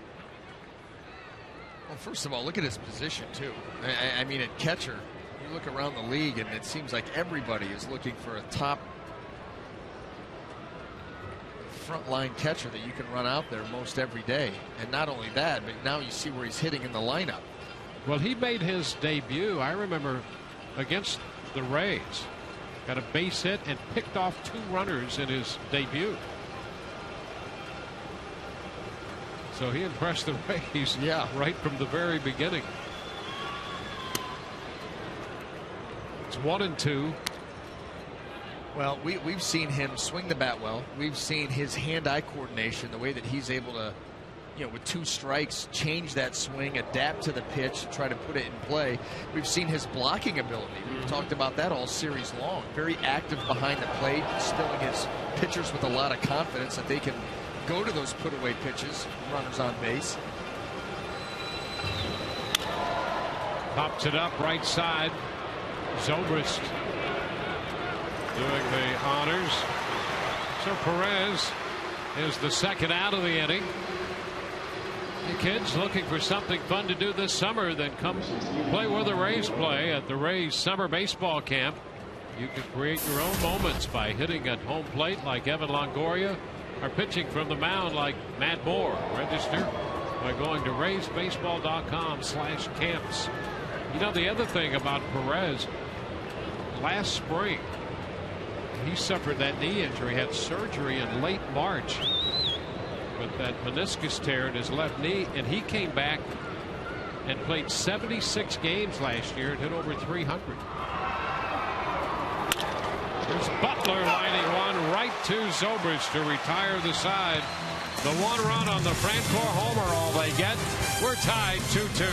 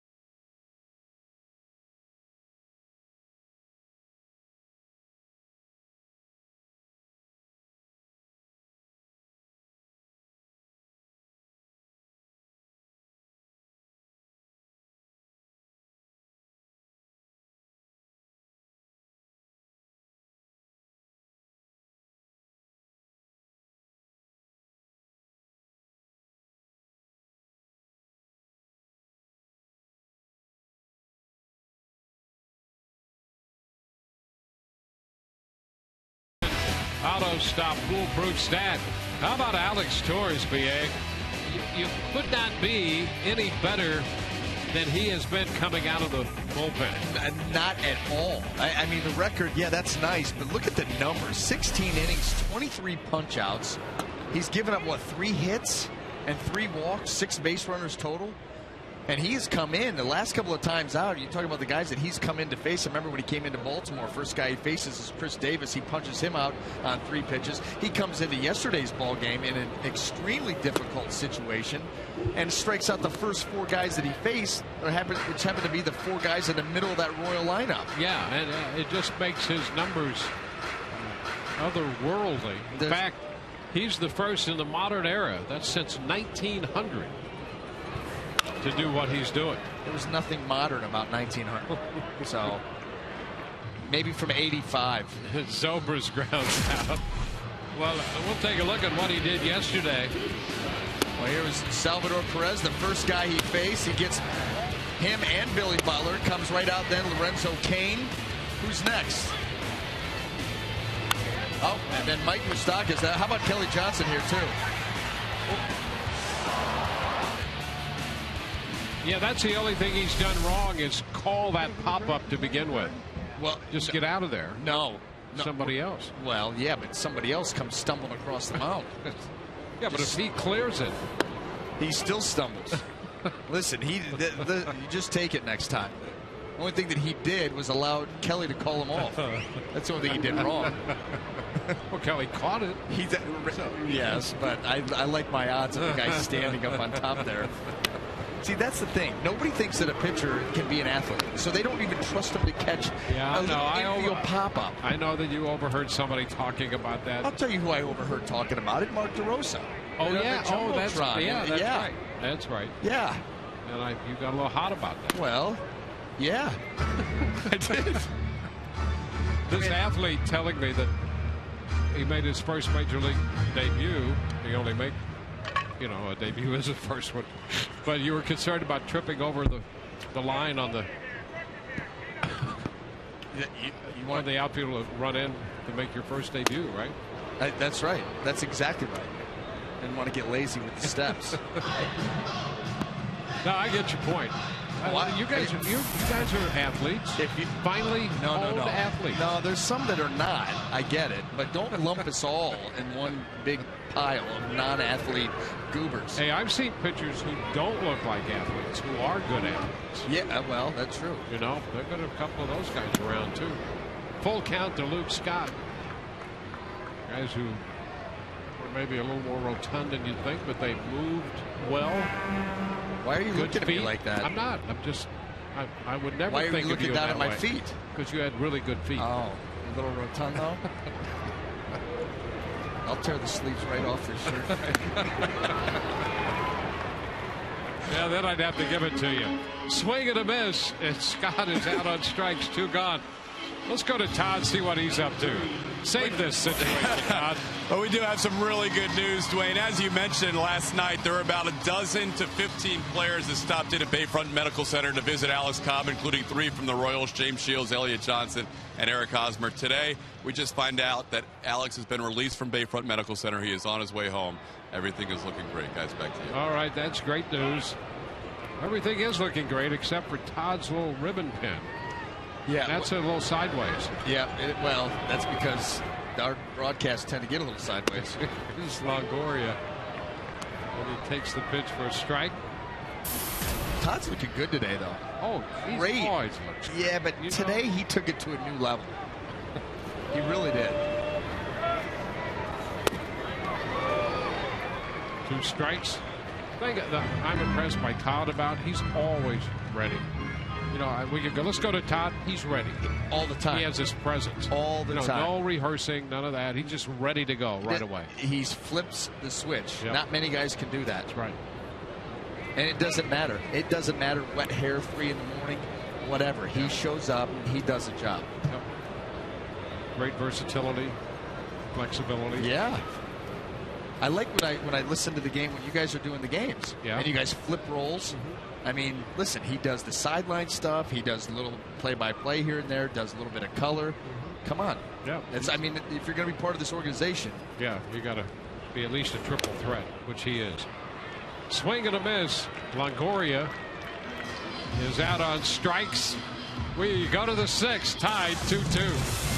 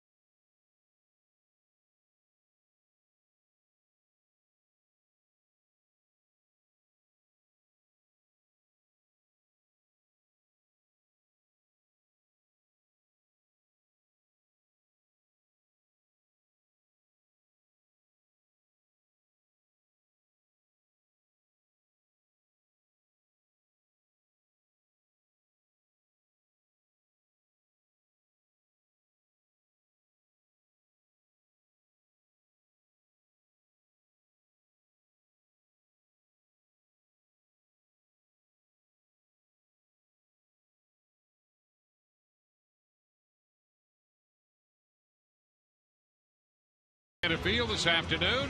Be sure to get in on the action with exclusive on-field seating.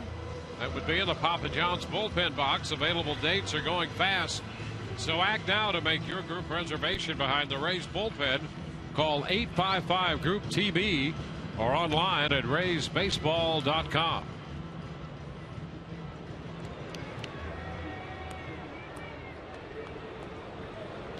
Roberto Hernandez through 5 innings, giving up the 2 runs, 7 hits, couple of strikeouts. Here's David Lowe. First pitch is high. Just a little over 70 pitches here for Roberto Hernandez.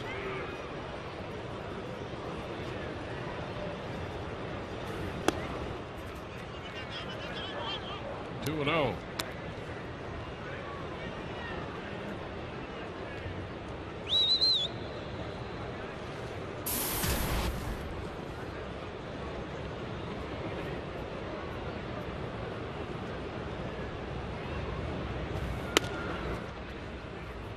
To strike, 2-1.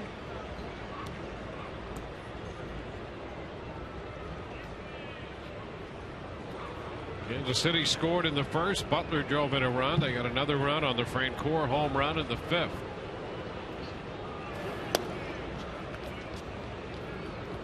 Hernandez behind 3-1.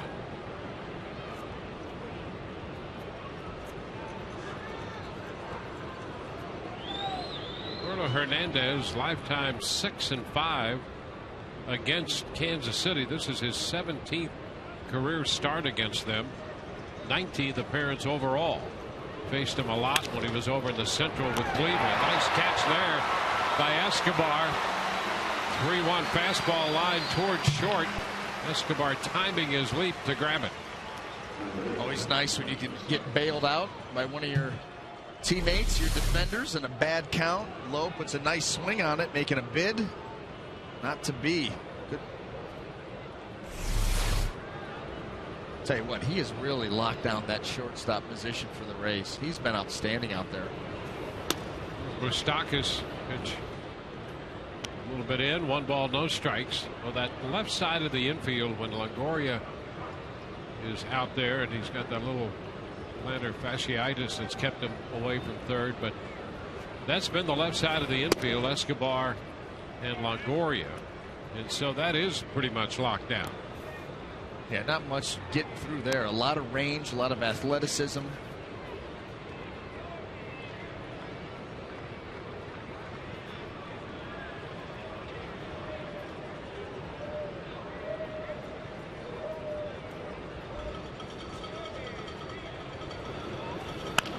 A little roller by the mound. Escobar whips this throw to first. Moustakas is out number 2. 2 up, 2 down. It's a nice recovery after falling behind low 3-1. He got that catch on the line drive, and then Moustakas behind him 2-0. The roller to short.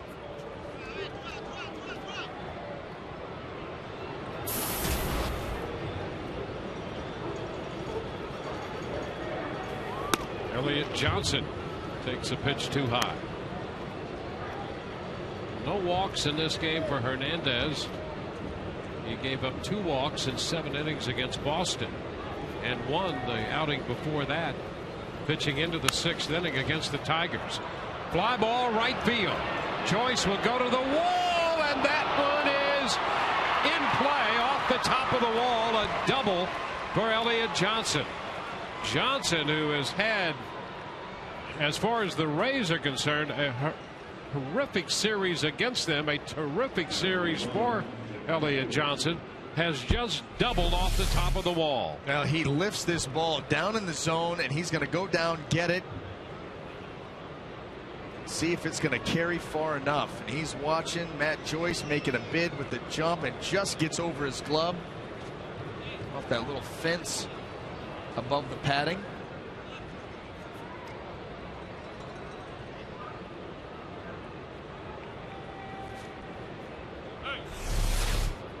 So Johnson with a 2-base hit.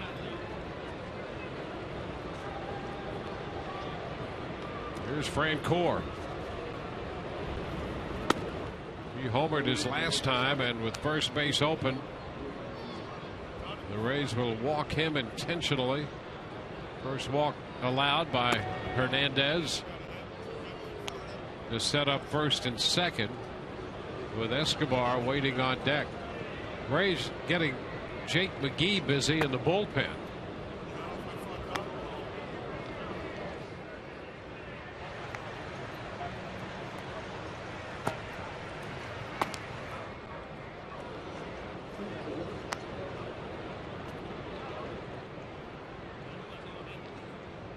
So it's a 2-men on, 2-men out situation. Rays wrapping up the homestand here. Tomorrow a day off. They'll travel up to Boston, play a doubleheader on Tuesday. Our coverage begins at 12:30 for the doubleheader against the Red Sox at Fenway Park on Tuesday. Are you going to be ready for that? Ready. Ready? Rested with the day off and ready to go. When Straight I leave through if we need. Yeah, that's right. And we may need, depending on who's starting. Well, Felix Lebron's going to pitch one of those games. And if he sticks around, that could last just right up to the night game of that day-night doubleheader. That's why it's important he starts game 1, so you have the cap at 7 o'clock. Yep. But I'm going to tell you what, when I leave the ballpark today, I am not speaking until I see you on the plane tomorrow. Complete rest. Well, that's how dedicated you are. It's a big day, long day. 3 games up there. Yep. It's then a night game Wednesday. Yep. Into New York. Then into New York. 6 days, 7 games. It'll be a test for all of us. It certainly will. 2 men on, 2 men out. Alcides Escobar up here.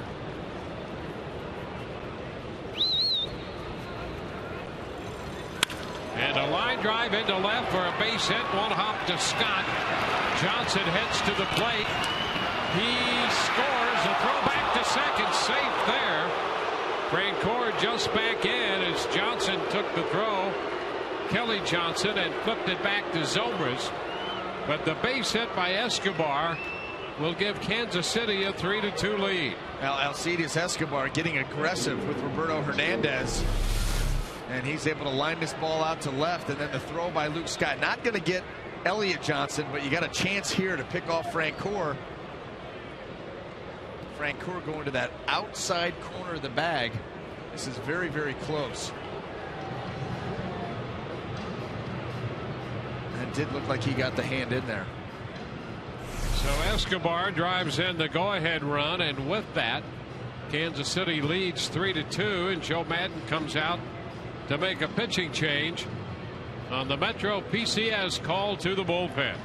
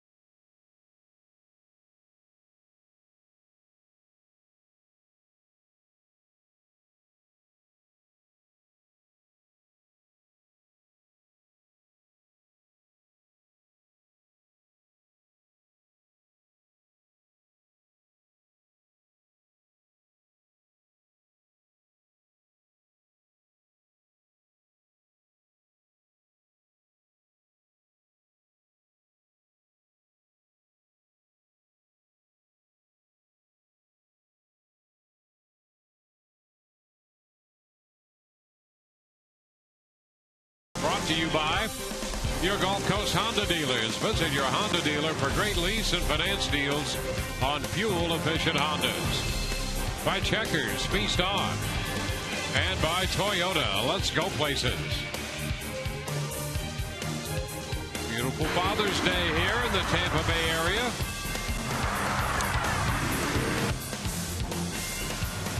A big crowd here at Tropicana Field on Father's Day.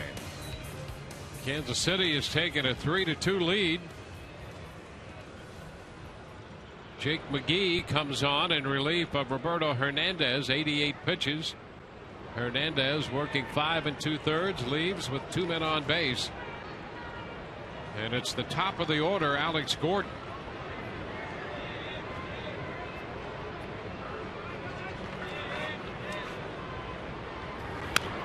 Jake's pitch is foul back. Fastball. Jake McGee on for the 31st time. 35 strikeouts in 26 innings. Big spot here. Kansas City to extend this lead any further out than the one that it is right now. Well, Gordon hitting .370 off left-handed pitching. And he's facing one with some high octane velocity right here. 1-1. .370 off lefties. You're right about Jake McGee and that high octane velocity. And the other thing, Alex Gordon knows exactly what he's going to get here. I mean, he may get a slider, but for the most part, Jake McGee's going to come at you about 95% of the time with that 95, 97 mile an hour fastball.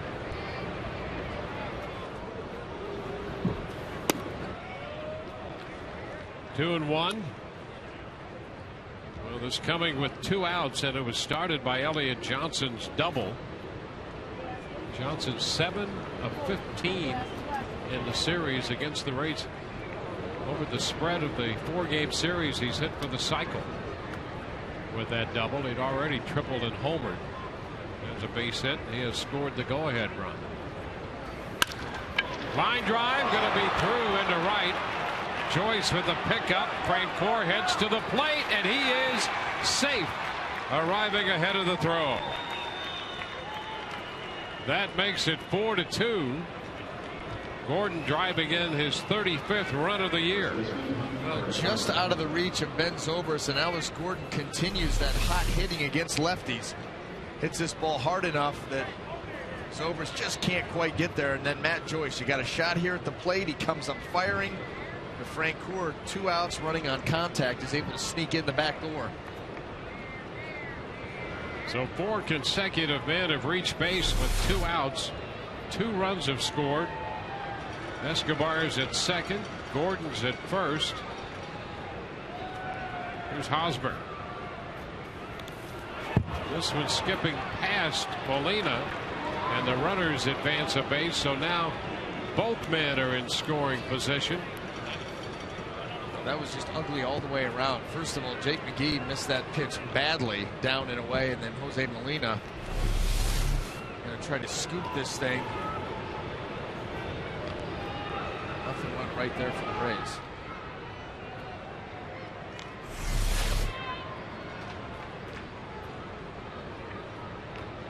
Wild pitch, charge to McGee. Eric Hosmer. There's 2 hits today. Fouls it back. Josh Lukey is up and now throwing in the bullpen.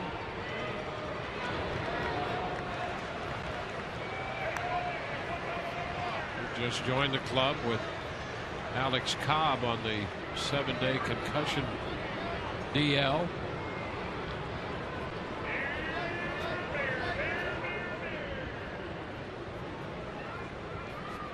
The 1-1 line into left, that will carry to Scott, who cradles the ball out there on the catch, retiring the side. But 2-run score, and Kansas City takes a 4-2 lead as we move into the bottom half of the 6th inning.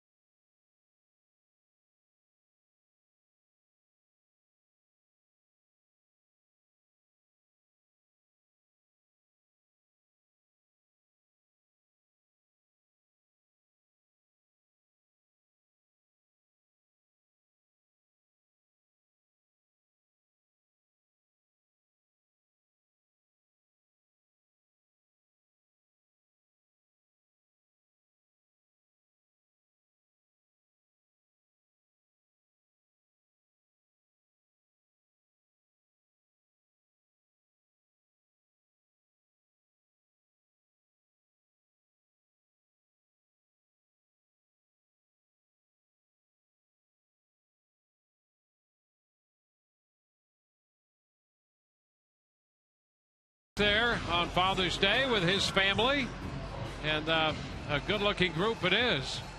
Get a chance to spend some time with his family, and a surprise visit in the booth. Yeah. My daughter Alexa. Yeah. And this is my Father's Day gift. And I had to ask how it went. Yeah. How pathetic is that? I must ask you a question, right? How about that? Yes. Thank you. Love you too. Well, we go to the bottom half of the 6th inning. The Rays need a couple runs. They're down 4-2. That was awfully nice, D-Wayne. Well, you never know what's going to happen in this move, do you? Hey-o. 1-1 the count to James Loney. Well, little T-shirt for the road trip. Yeah, I was going to say for the plane trip. I want to see that tomorrow.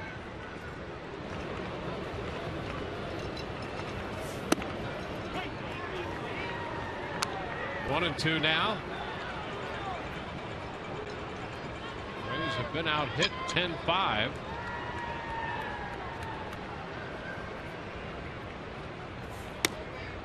And Loney takes a good look at this one off the plate. 2-2. Guess who has settled down and is throwing a nice little game here? Absolutely. After first 35 inning. pitches in the first inning. Yep, and both runs. Roller out to second. Loney reaching on that breaking ball, and he grounds out. Get ready, fans, for Fox Sports 1, America's new 24-hour sports network. Fox Sports 1 will be your home for great live sports. All the news and highlights you want, and shows and specials that only Fox could bring you. Fox Sports 1 coming August 17th.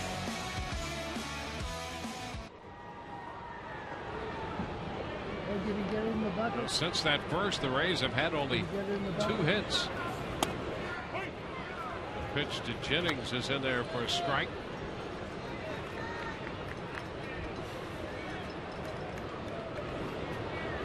Desmond single homer run in the first.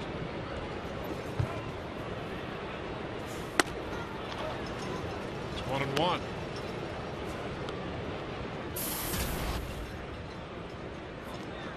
It's 11 out of the last 12 retired by Wade Davis.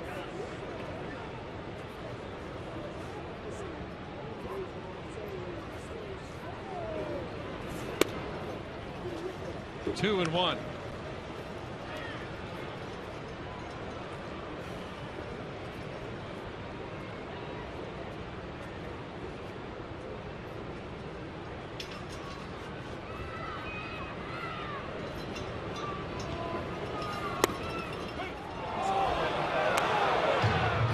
About that. And neither does Desmond Jennings. Well, this was a breaking ball that almost made its way to the dirt. Quick trigger there by Laz Diaz.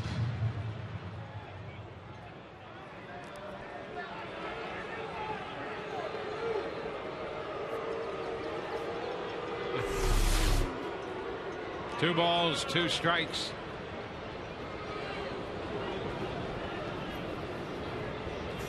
And Desmond reaching for this one is out on strikes. 2 gone here in the 6th inning. And again, let's check in with Todd. Dwayne, you saw Orestes Estrada and his family. They are here not just for Father's Day, but for the Imagination Movers. And I have to tell you, I got a tip on Twitter earlier in the week that there's a guy who is one of the Imagination Movers named Scott. We didn't know this. Who actually looks very much like our color analyst BA, and we did a little Photoshop work. How close is that, guys? I think long lost brother, maybe? Either that or BA, you're moonlighting. I've been outed. We didn't know. You know what, though? Career. Again, though, well, thankfully they put the hair on this picture, because that's another one of those pictures where I look insane. Every picture that tends to float up. Well, let's check that one out. There you go. What do you think? I think I've been outed. I think you know what my plans are after the game. Yeah. Right? Yeah, so we're all going to have to stay now. Yeah. That's exactly right. I'm staying, you're staying. It works out perfectly, too, because then I pop that wig off, and there you go. Yeah, but you lose the wig, then you become BA again. Yes. So you cannot be incognito. I'm more of a fan of being BA, but that's just, you know. Yeah, well, showbiz is showbiz. 2-2. Well, listen, hey, it's a good game. Yeah. Hey, break it in while you can. There's ball 3. I mean, I thought Todd was going to be on some stories, like real stories. Too much time on his hands. It's a creative streak he has. That's what makes him so fun to be around. Yeah. Great imagination. Kelly Johnson fouls it away. Yeah, see, there's Todd thinking up something new now. So TK, so that you're telling me that you were tipped off. Yeah, Christine Walker. It was part of Ask the Rays on our website Wednesday. So. That was and that was partially my fault for calling him out. High fly ball to center. David Lowe will take care of that. Thank goodness. Hilarity will continue. We're through 6, 4-2 Kansas City.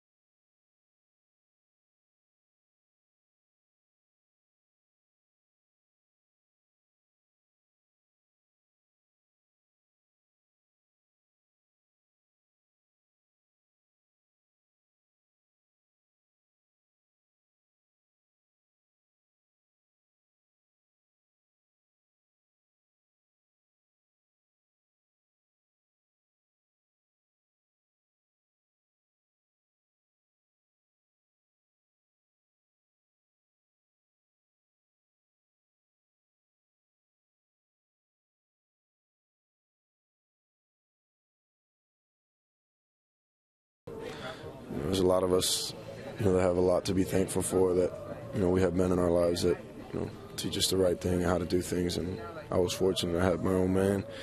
Yeah, I love you. Thank you for everything. Happy Father's Day. Sean Rodriguez offering his Father's Day wishes. And happy Father's Day to all of you out there watching, and big turnout here at Tropicana Field on Father's Day. Josh Lukey becomes the third Rays pitcher. We're moving into the 7th.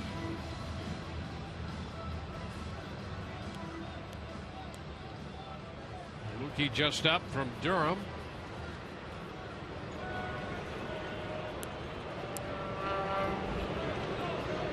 Jake McGee worked the third of an inning, allowing a hit. 4 runs charged to Roberto Hernandez. And here's Perez to lead off for Kansas City.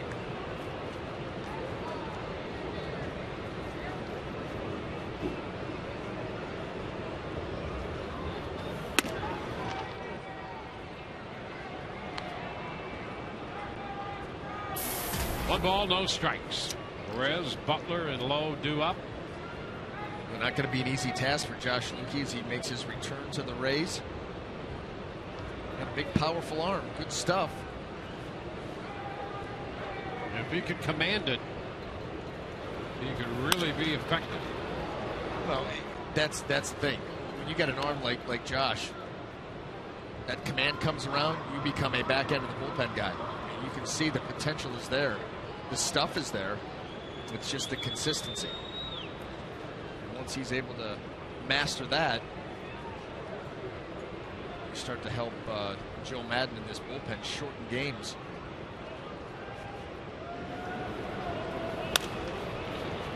And a popper into shallow left. Scott coming in is going to drop it in between Scott and Escobar. Scott coming in from left. And a little unsure as Escobar was out there, and Scott making the call. That'll be an error charge to the Rays left fielder. Well, these two guys have not worked together, and the priority here on the pop-up is Luke Scott. You see he starts to sense Yunel Escobar very close. Takes his eye off that ball, and it bangs off the outside of the glove. When you're not out there every day, and you're not used to working with the guy and know his mannerisms, and you get close like that, it's really easy to lose your concentration for a split second. And that's all it takes. Billy Butler. Pitch is upstairs, 1-0.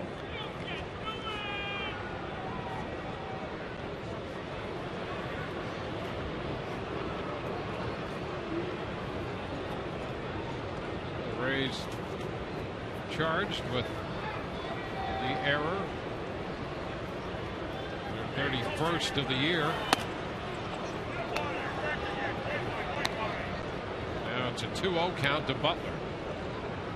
You don't want to start making mistakes in the middle part of the lineup. Any part for that matter, but especially these guys. Yeah, there's a lot of good hitters coming through here, and Billy Butler, who has given the Rays pitchers fits all season. Can't give him extra outs. Popped down the right side. Long run for Joyce in foul territory, making the catch in the middle of the bullpen. So Matt Joyce gets over there to grab it. That's the first out. That's a big out. Butler retired.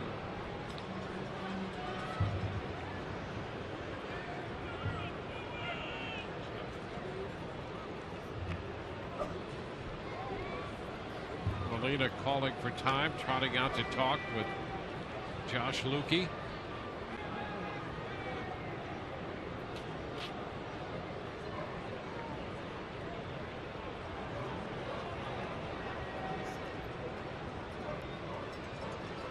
Red Sox batting in the 7th inning with the Orioles leading that game 5-0. There's Davis early in the game.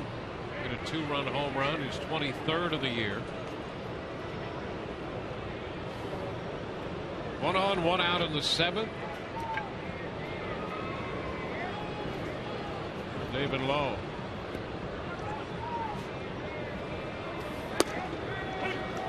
Pitch is a strike.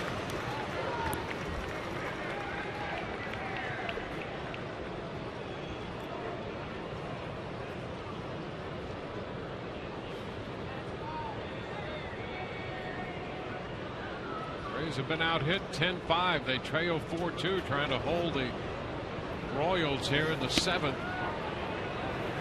Breaking ball that stayed outside. It's 1-1.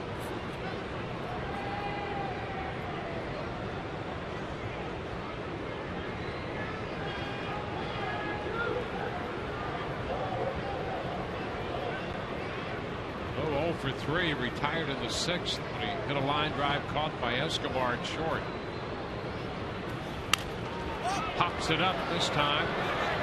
Kelly Johnson making the call. 2 gone with a runner at first, with Mike Moustakas coming to the plate. Kids Heaven Longoria wants you to visit your local library and pick up a Reading with the Rays game card. Earn cool Rays prizes for reading around the bases this summer, including a ticket to a Rays home game. Reading with the Rays is supported by the Rays Baseball Foundation and Tampa Bay Times newspaper and education.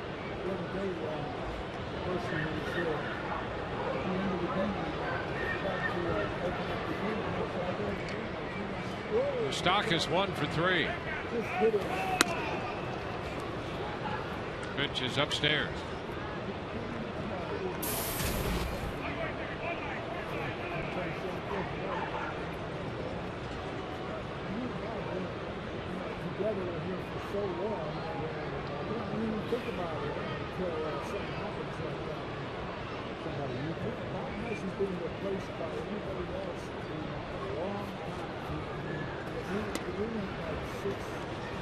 Two balls, no strikes.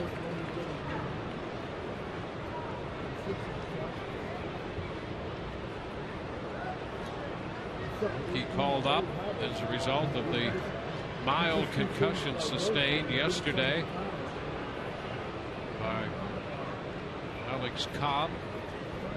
Cobb on the 7-day concussion DL. He up from Durham. Finds the zone. The fastball on the inner part of the plate. Rays winners yesterday 5-3, trailed today 4-2. Yeah, trying to garner a series split, win this ball game, and to do that, this Rays bullpen is going to have to be locked down, shut down the next couple of innings. Rays with 3 shots left offensively. Wade Davis rounding into shape. Wonder how much longer he's going to go before they turn it over to the back end of that Royal bullpen, which can be very difficult to deal with, and they have been very good lately. So very important for the Rays bullpen to be shut down from here on out. Yeah, Davis has settled in, retiring 13 of the last 14 to face it.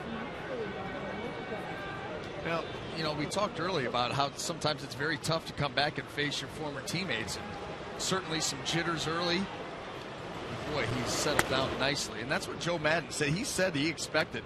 He said, listen, James Shields performed very well against us. Elliott Johnson has come back to haunt us. He said, I fully expect Wade Davis to come out and give a good effort. And that's exactly what's happened.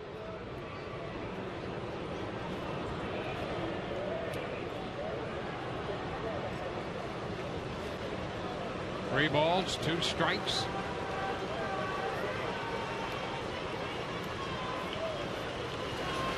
And ball 4. Moustakas walks. He's on for the second time. That moves Perez down to second. And it will get you-know-who to the plate, Elliott Johnson. Johnson's 2-out double in the 6th inning ignited a 2-run inning for Kansas City, and they've taken this 4-2 lead. Now he hits in the 7th with 2 men on and 2 men out.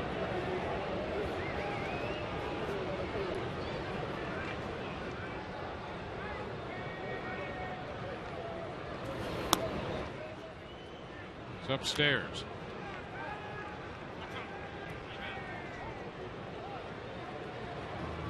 Now Lukey will get a visit from Jim Hickey. Talked about Lukey's command. That's the only thing really holding him back, because the arm is tremendous. The stuff is very good. And here after the walk and after missing on the first pitch, Jim is out there to try to right the ship. Well, they talk it over. A reminder, the Rays begin their road trip Tuesday. It'll be a 6-day, 7-game road trip into Boston and New York.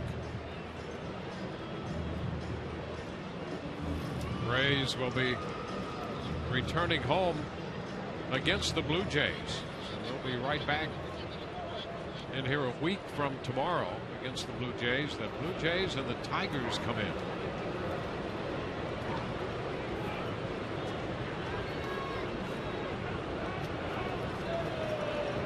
One 1-0 count to Elliott Johnson.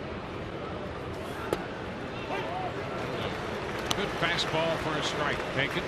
1-1. You look back at the Rays' schedule coming into June. They've had a brutal run. I mean, you think about the teams that they've faced. Detroit, they're going to have faced them twice. Boston twice. New York, Baltimore. Another big test coming up on this road trip. Big test right here for Lukey, too. Johnson fouls it away. 1-2. You're giving yourself the best possible position to be in. 0-2. Cesar Ramos busy in the Rays bullpen.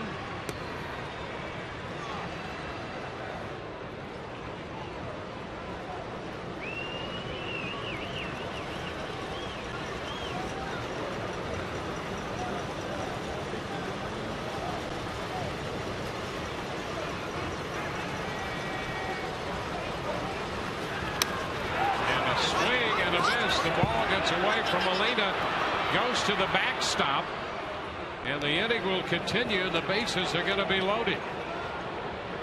So Molina could not find that pitch as it skipped by him on the strikeout. So they're loaded, and Jeff Francoeur will get a chance to bat. Now he goes down to block this, and it gets between the arm and the padding right there, the chest protector. And where that ball went, his only chance was to keep this in front. Once that got behind him, there was nobody. Even if he found it right away, it's all the way back to the backstop. He wasn't going to be able to throw anybody out. But that ball was able to sneak through the little opening. So here's Francoeur.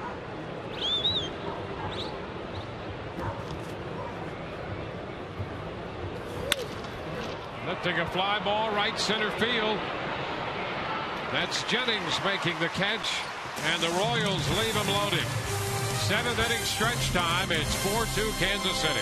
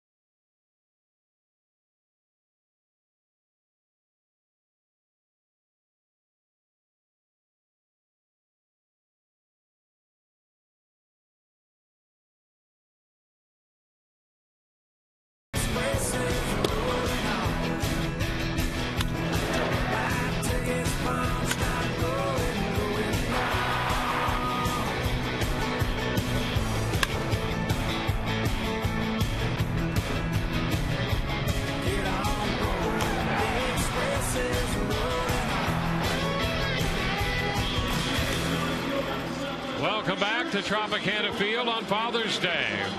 Brian Anderson and Todd Callis. Dwayne Stats, great to have you looking in. We appreciate you being with us today. Hope you're enjoying this Father's Day. Right now the Rays need a couple runs to pull even. They are down 4-2. What a great crowd here on this Sunday afternoon at the Trop. Well, we've seen the last of Wade Davis.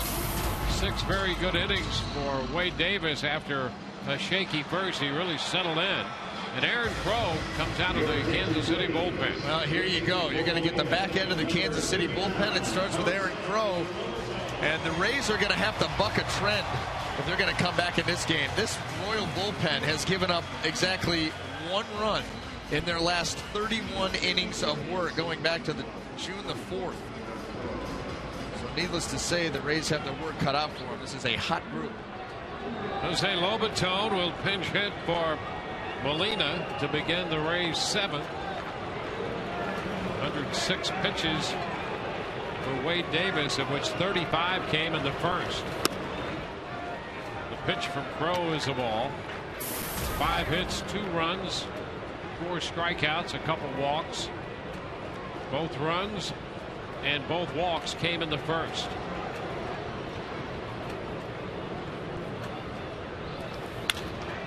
Lobaton sends a pop fly toward left center, and Gordon is there making the catch. Well, a tough first inning, but Davis settled right in. He really did. I mean, shaking off that first inning where the Rays were able to play 2 runs, and then he went right to work very quietly.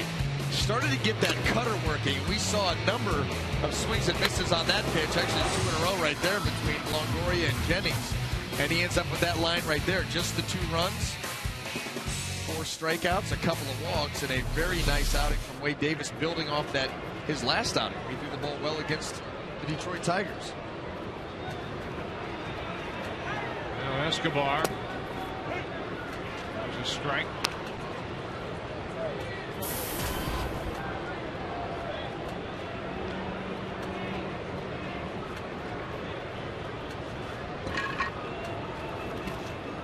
The dirt. 1-1.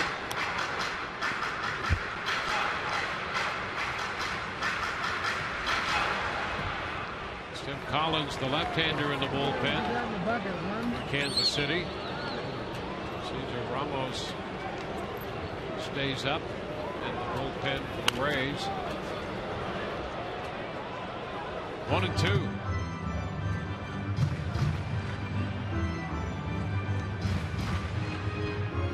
Crow pitched 2/3 of an inning Friday night and picked up 2 strikeouts.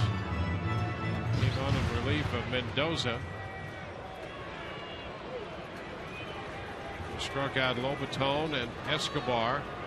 Retired Lobaton on a fly ball, and there's a base hit for Escobar. Single up the middle off the fastball. So the Rays have a base runner. That's where it starts. And Escobar out of the 9 hole is going to roll it over to the top. And with that, the left-handed bat of Matt Joyce due up. And Ned Yost comes out of the dugout with an eye toward the bullpen following the Escobar base hit.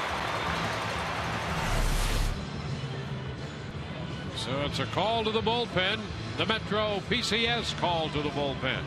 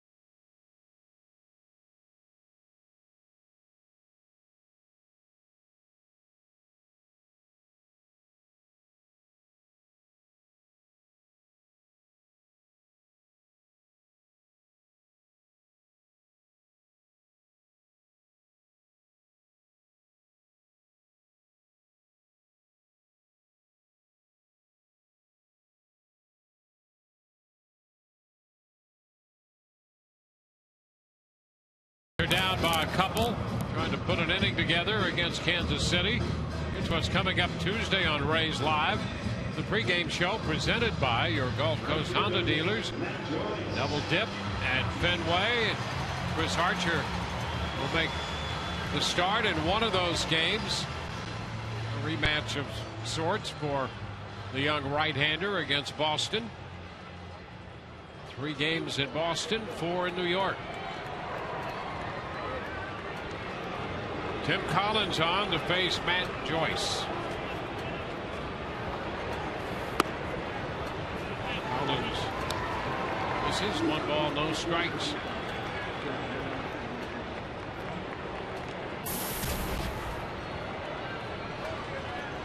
Good numbers by Collins out of the bullpen.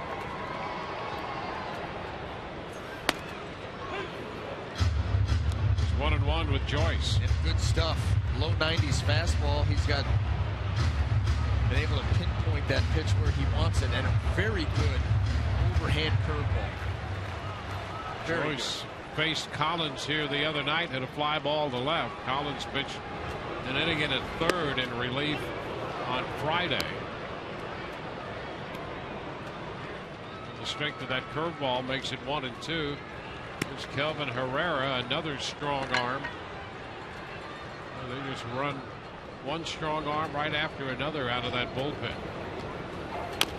A little chopper halfway to the mound, barehanded by Perez to make the play at first to throw out Joyce. Escobar moves into second. We see some of the defensive prowess right there of Salvador Perez. Tim Collins is coming in thinking he's going to make this play and then realizes no way. He gives way to Salvador Perez. And watch this. This is in between. Matt Joyce hustling. That's a game changer right there. Wow, what a play.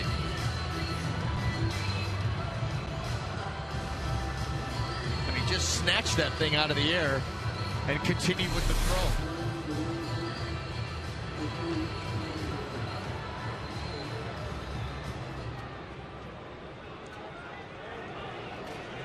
Now Ben Zobrist to hit right-handed against Collins. Escobar second.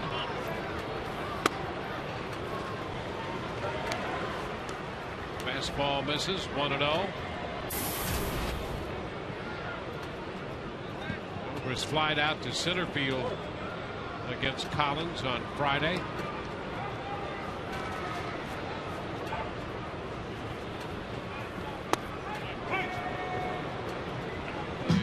Ball in there, 1-1. He is 4 of 6 against this left-hander.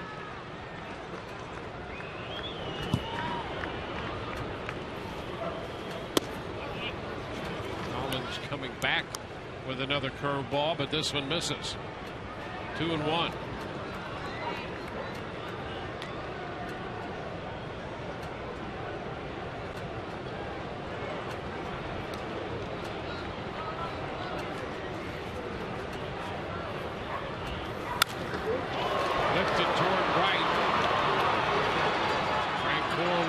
And the Rays will leave a man at second.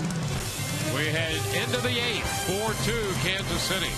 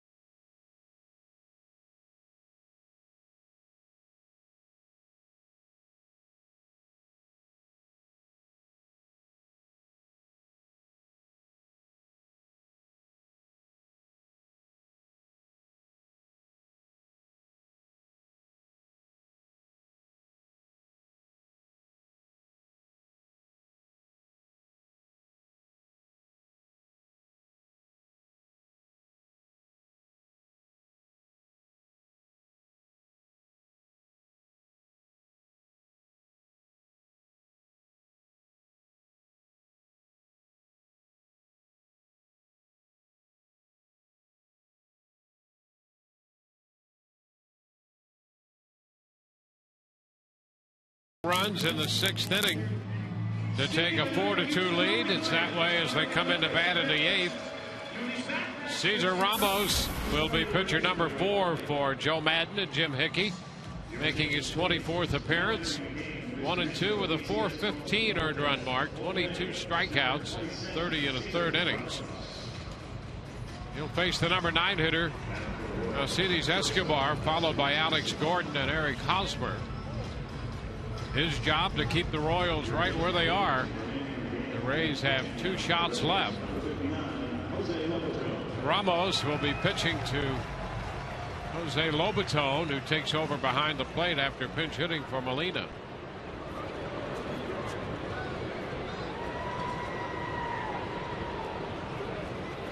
Escobar 2 for 3. He drove in 1 of the 2 runs scored in the 6th by Kansas City. And there's one up the right field line fair, headed into the corner. Joyce plays the carom, and 1 pitch into the 8th. The Royals already have a man in scoring position on the 3rd hit of this game for Escobar, giving him 3 for 4. And the last 2 have come on first pitch. He's out there attacking the zone early. This one up and away from him. And he's able to keep it fair down into the corner. Royals looking to add on here in the top of the 8th inning.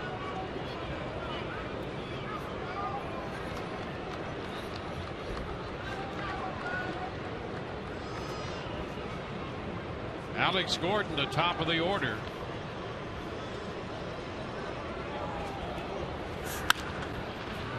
Fouls it. Gordon delivered a base hit, driving in a run in the 6th. That came against Jake McGee, the lefty. As we mentioned at that point, he was hitting .370 off left-handed pitching.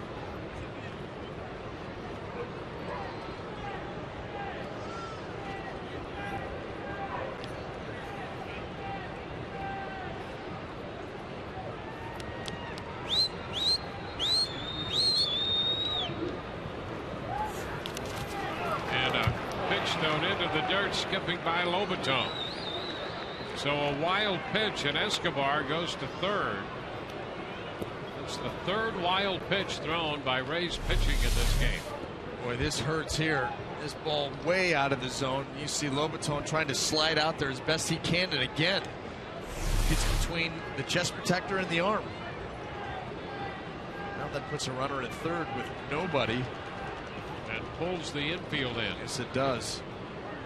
Tough spot here for the Rays. Gordon's a good hitter already. This makes him even better with the infield in. Blocked by Lobaton, the off-speed curveball.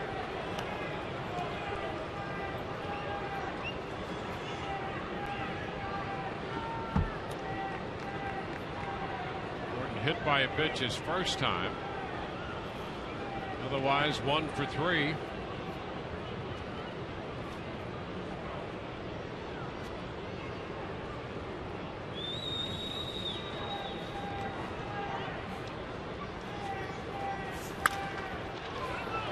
Fly ball back into left. Scott is there to make the catch. The tag. Escobar heads to the plate and scores standing up. That makes it 5-2, and that's a big run for Kansas City. 2nd run batted into this game for Gordon. Well, that's all that Alex Gordon was looking to do. Get something elevated, get it out into the outfield. Be able to plate that 5th run and extend that lead.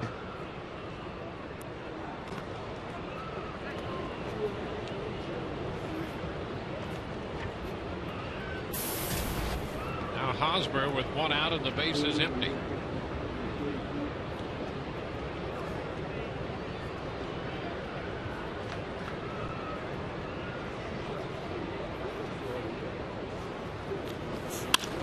Line drive going to be grabbed at short by Escobar.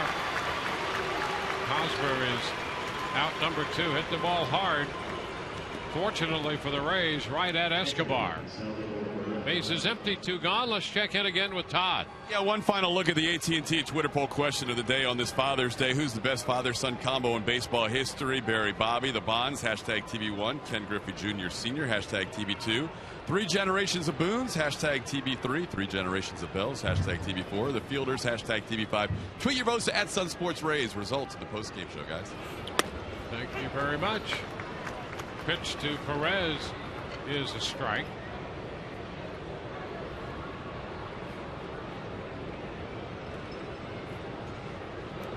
Perez reached on Scott's error in the 7th. Which is out, fouling it into the seats. 0-2.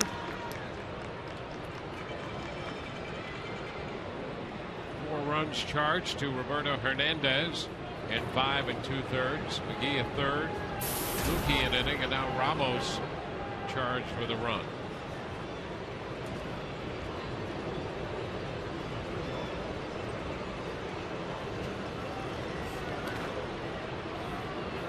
It's 1-2.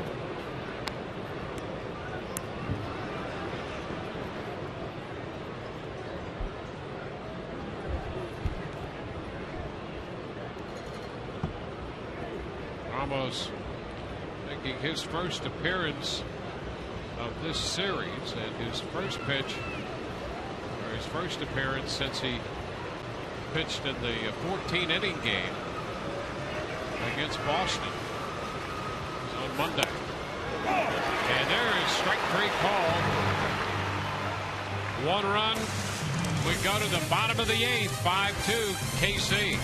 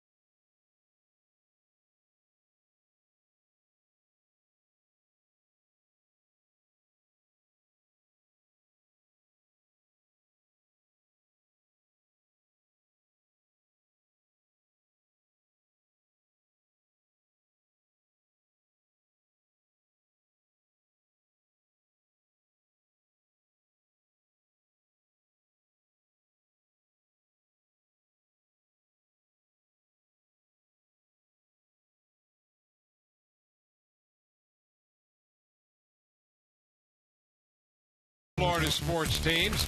Join the conversation online with our Fox Sports Florida girls, Jordana and Annie Lee, by liking them on Facebook and following them on Twitter and Instagram.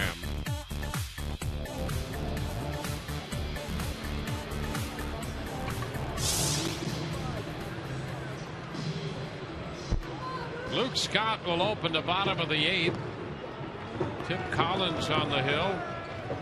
Came on, got the last 2 outs in the 7th inning. So it's Scott, Longoria, and Loney due.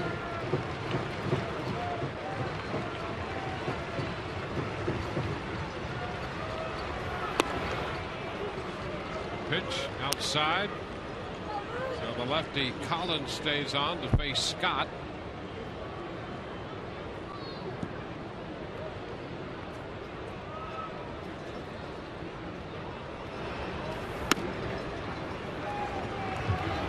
Upstairs 2-0.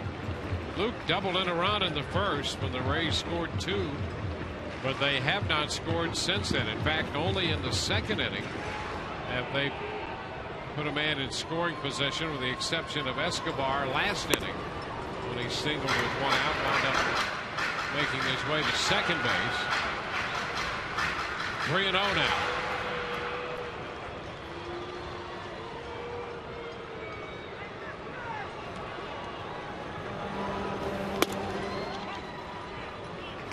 Taking that one 3-1. Make him come back into the zone, try to zone one up here, put a good swing on it, get something started here for this offense.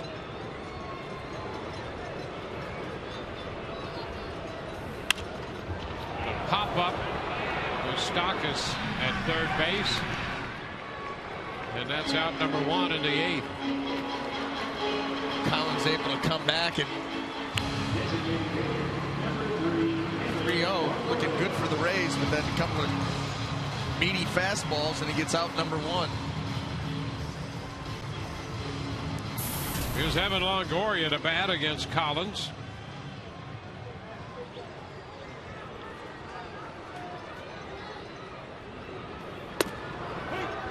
And he starts Evan with a strike. Fastball.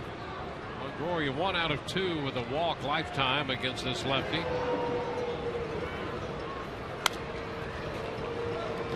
2.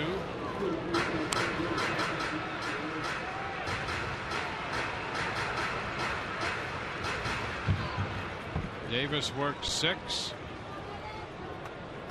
Crow worked the 3rd. Collins now with an inning under his belt. Tight to Longoria, 1-2.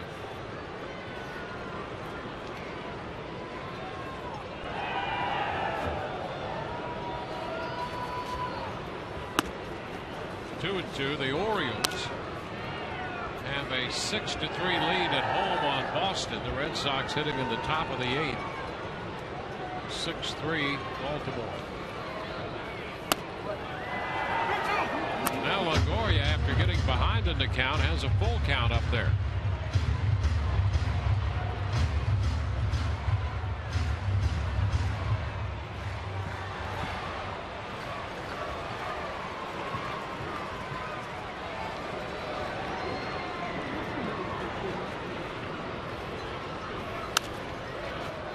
It away, forcing another one.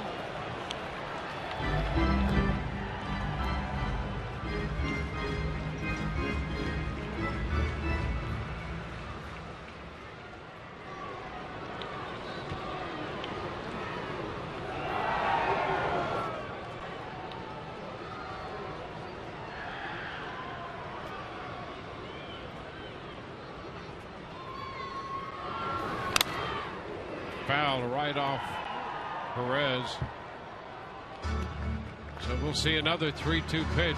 It's Kyle Farnsworth in the Rays bullpen.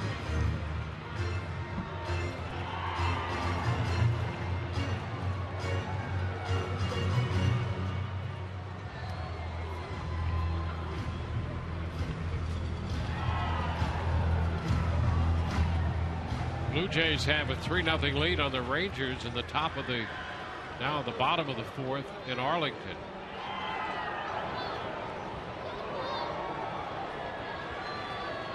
(3-2) and it's ball 4. Pitch up and away.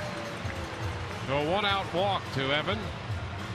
Good at bat there by Evan Longoria, falling behind 0-2. Forcing Collins out of the zone here. Full count. That's very, very close. Just above the strike zone, says Laz Diaz, and the Rays get a base runner here. 1 out, bottom of the 8th.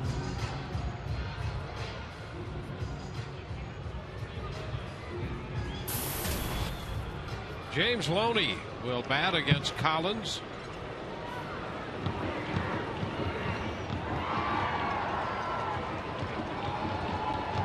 Loney has 1 official at bat against Collins. 1 for 1 against him.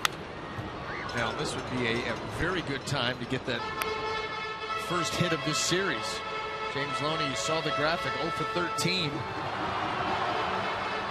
Big spot here though.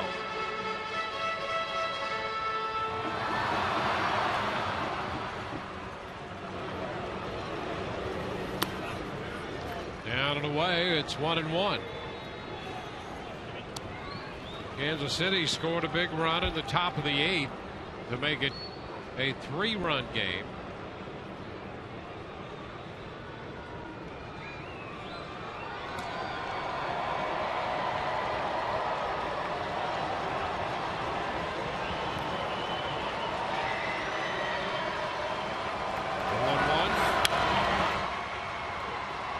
Out of play.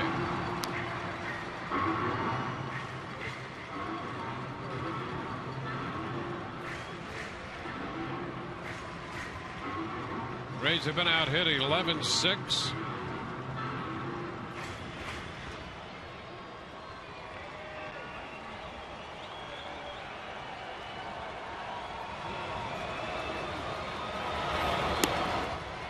And a takedown, 2-2. Only 0 for 3 today, twice grounding out to the second baseman. He was 0 for 4 last night, 4 ground balls to second.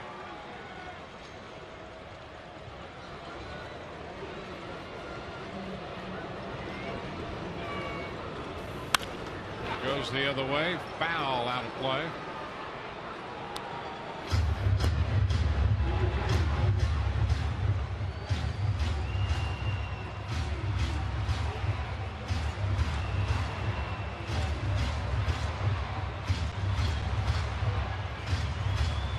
battling against Collins.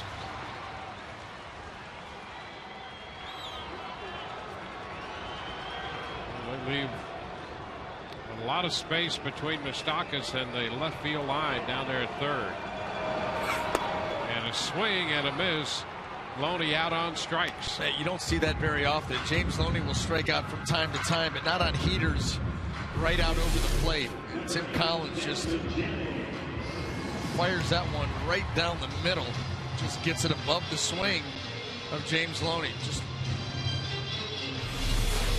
Well, Desmond Jennings is due. Ned Yost comes out of the dugout for Kansas City. A Metro PCS call to the bullpen.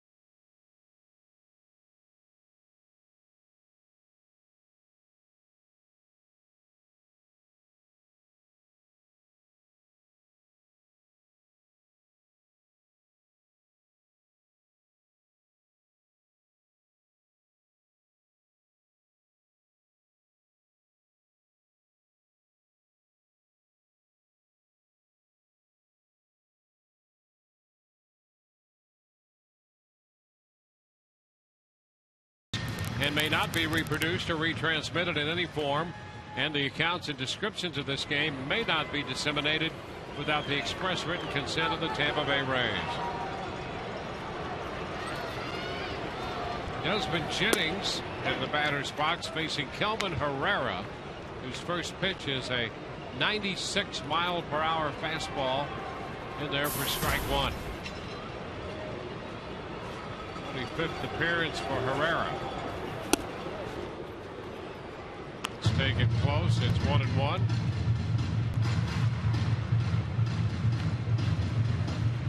Herrera worked the final inning of the game Friday. Struck out 2 and walked 2.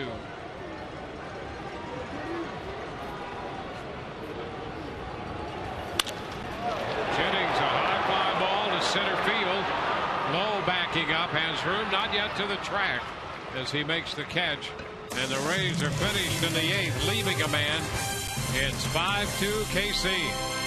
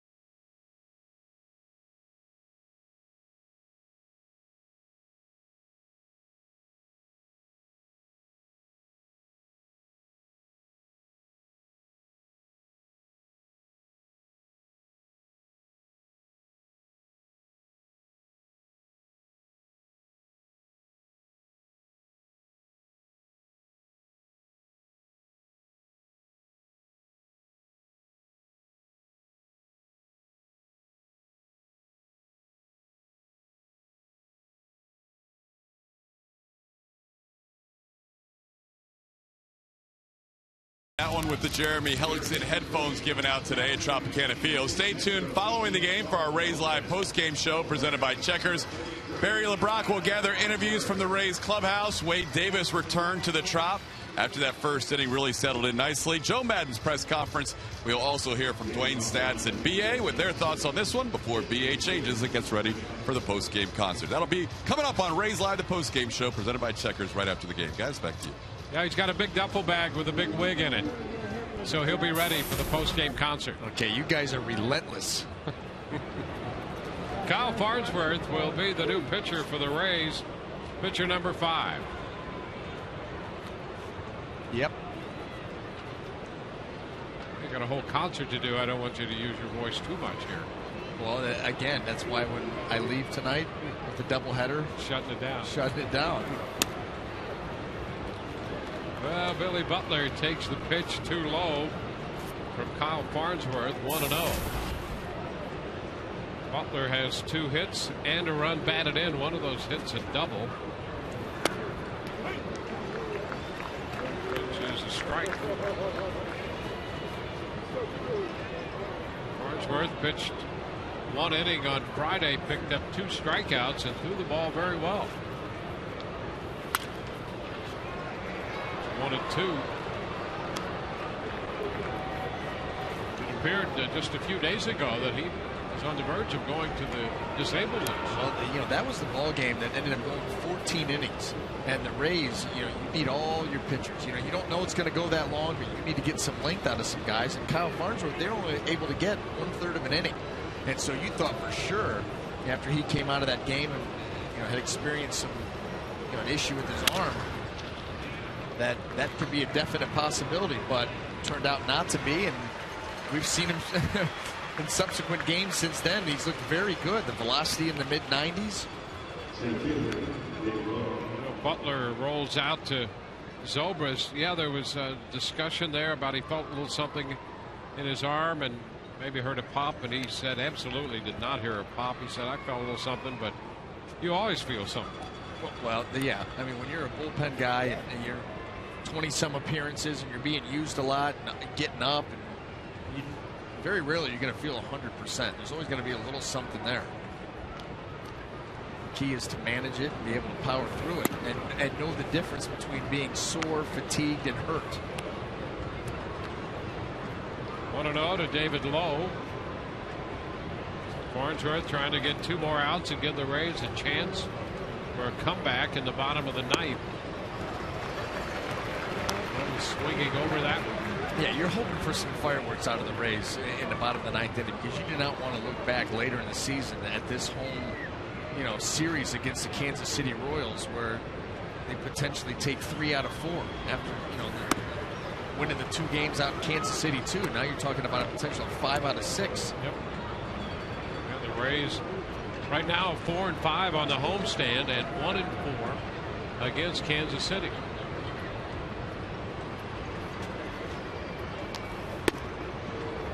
And it's a 3-1 count to Lowe. This Kansas City Royals, they're a scrappy bunch. I mean, they pitch very well, lead the American League in ERA. Their bullpen is very good, especially now. They've been absolutely on fire. Fly ball to right. It's Matt Joyce. 2 gone. But we've seen their offense come to life.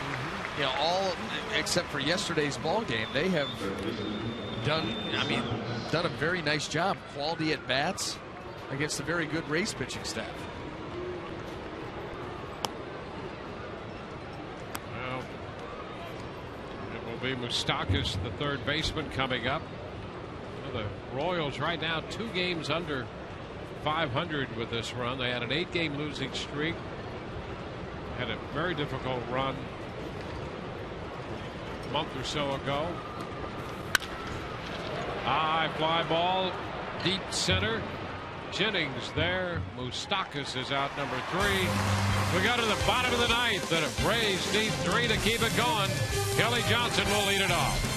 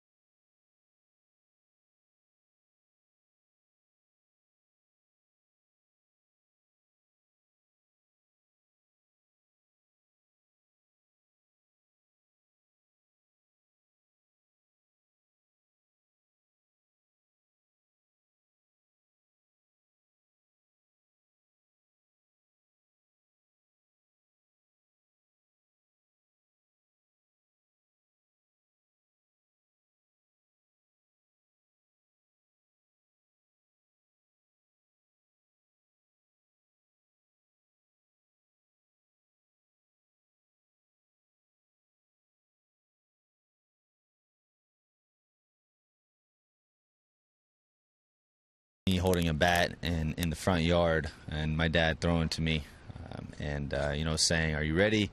You know, are you ready?" And throwing it as hard as he can and saying, "I thought you were ready," and you know, kind of laughing about it. But he was great, man. I mean, he's obviously influenced a lot and a big part of my life, and I don't think I would be here without him. You know, so for that, I'm very thankful, and you know, I can't pay him back enough. Matt Joyce with his Father's Day wishes. He's hoping to get a chance to be a part of a big bottom of the ninth inning here. Rays down 5-2. They'll face Greg Holland.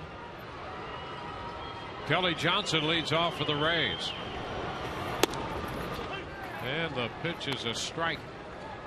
Greg Holland, the Royals closer, 13 out of 15, 26th appearance. How about that? 37 punch-outs, 24 innings. Power stuff. Shocking. It's too low. 1-1.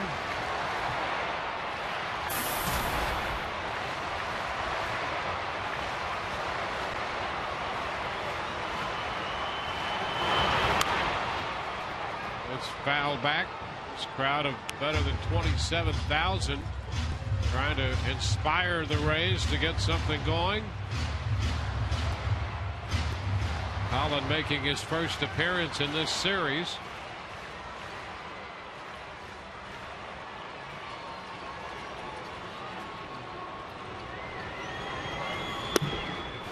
And Johnson is out on strikes. The pitch biting into the lefty. Excuse me, but that was filthy slider. I mean, 88 miles an hour, and look at this thing just gone. Well, that would explain the 37 punch-outs in 24 innings. Big fastball, tremendous slider. I'll tell you, I've been very impressed with this Royals ball club in the 6 games that we've seen them. I mean, very impressed. Jose Lobaton. The strike at the knees.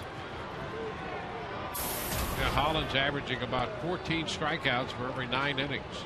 And you see why. I mean, that slider, that's hard, that's tight.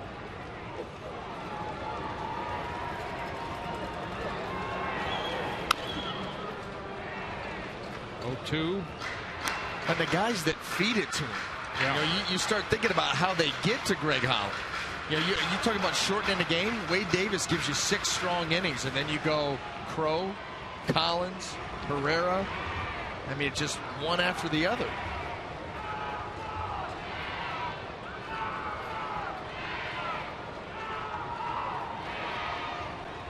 The 0-2.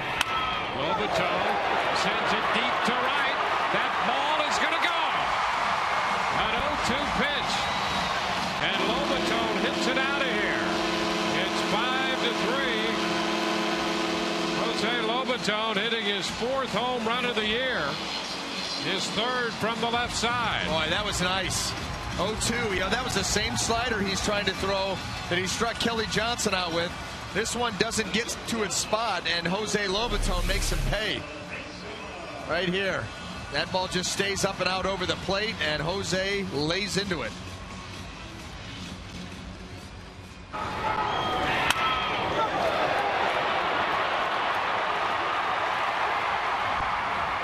the Rays get one of those runs back. Now here's Escobar. Fastball outside at 96.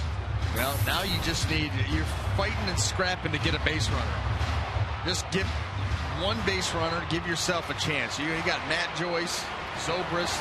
You got some options, some guys that can get the ball out of the ballpark. It's upstairs. Again, 96.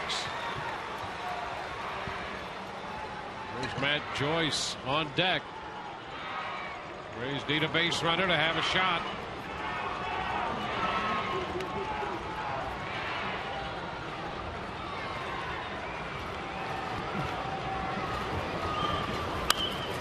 Foul back.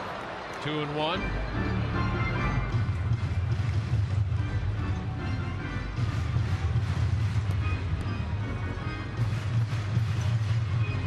Rays scored 2 in the first. They have 1 in the ninth. They need 2 more to keep it going.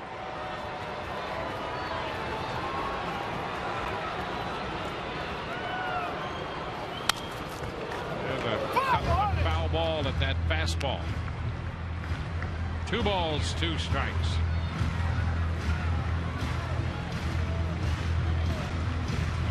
The hard stuff we've seen from Holland since the slider was hit out of the park. 96 consistently.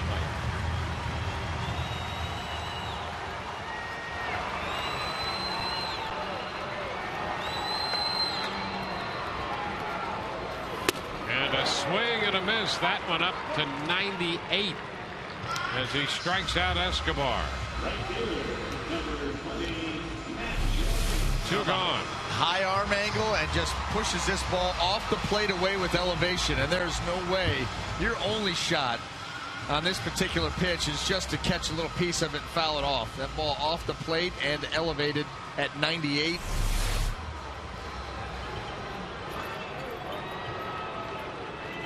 Here's Matt Joyce. At 1 for 4. This one low. As Diaz trying to get out of the way of that one, hoping Perez could stop it.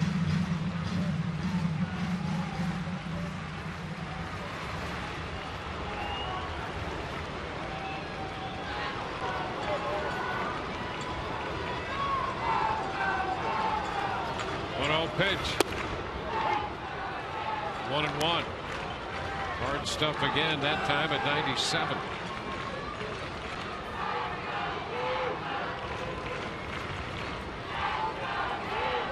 Rays have been out hit 11-7. Need a base runner with 2 outs in the ninth. And a take. Pitch wide, 2-1.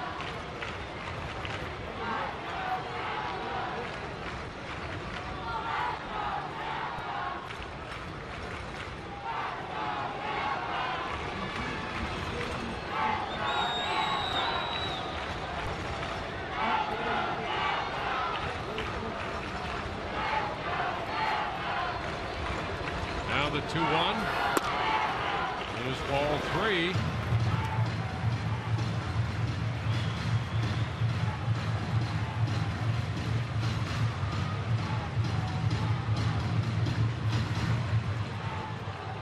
Zobrist would be next if Joyce could get aboard.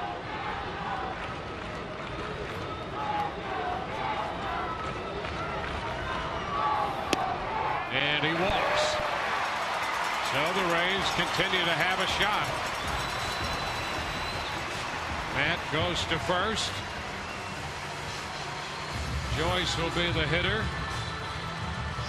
Zobrist will be the hitter with Joyce at first. And Ben 0 for 4 lifetime against Holland. He's due. This is a situation that you wanted to see. Down 3 runs coming into the bottom of the 9th inning. You're able to get the tying run to the plate. You've got a shot. Ben doubled in the second. And a foul ball. Opening fastball. Opening big swing by Ben.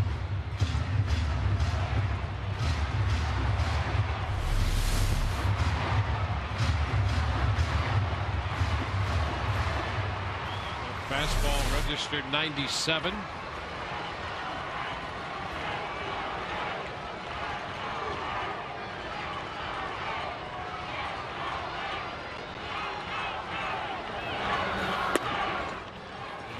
Away. 1-1. He is trying to be so pinpoint with that location. He understands the situation that he's put himself into, and he also has not forgotten the fact that Jose Lobaton just went deep off of him.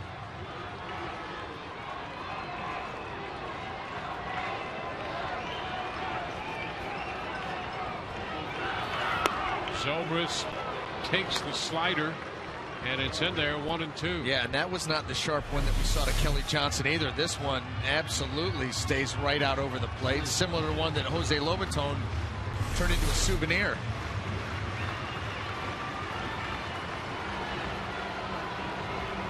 1 ball, 2 strikes. That's what he said. I hand those pitches out to fans.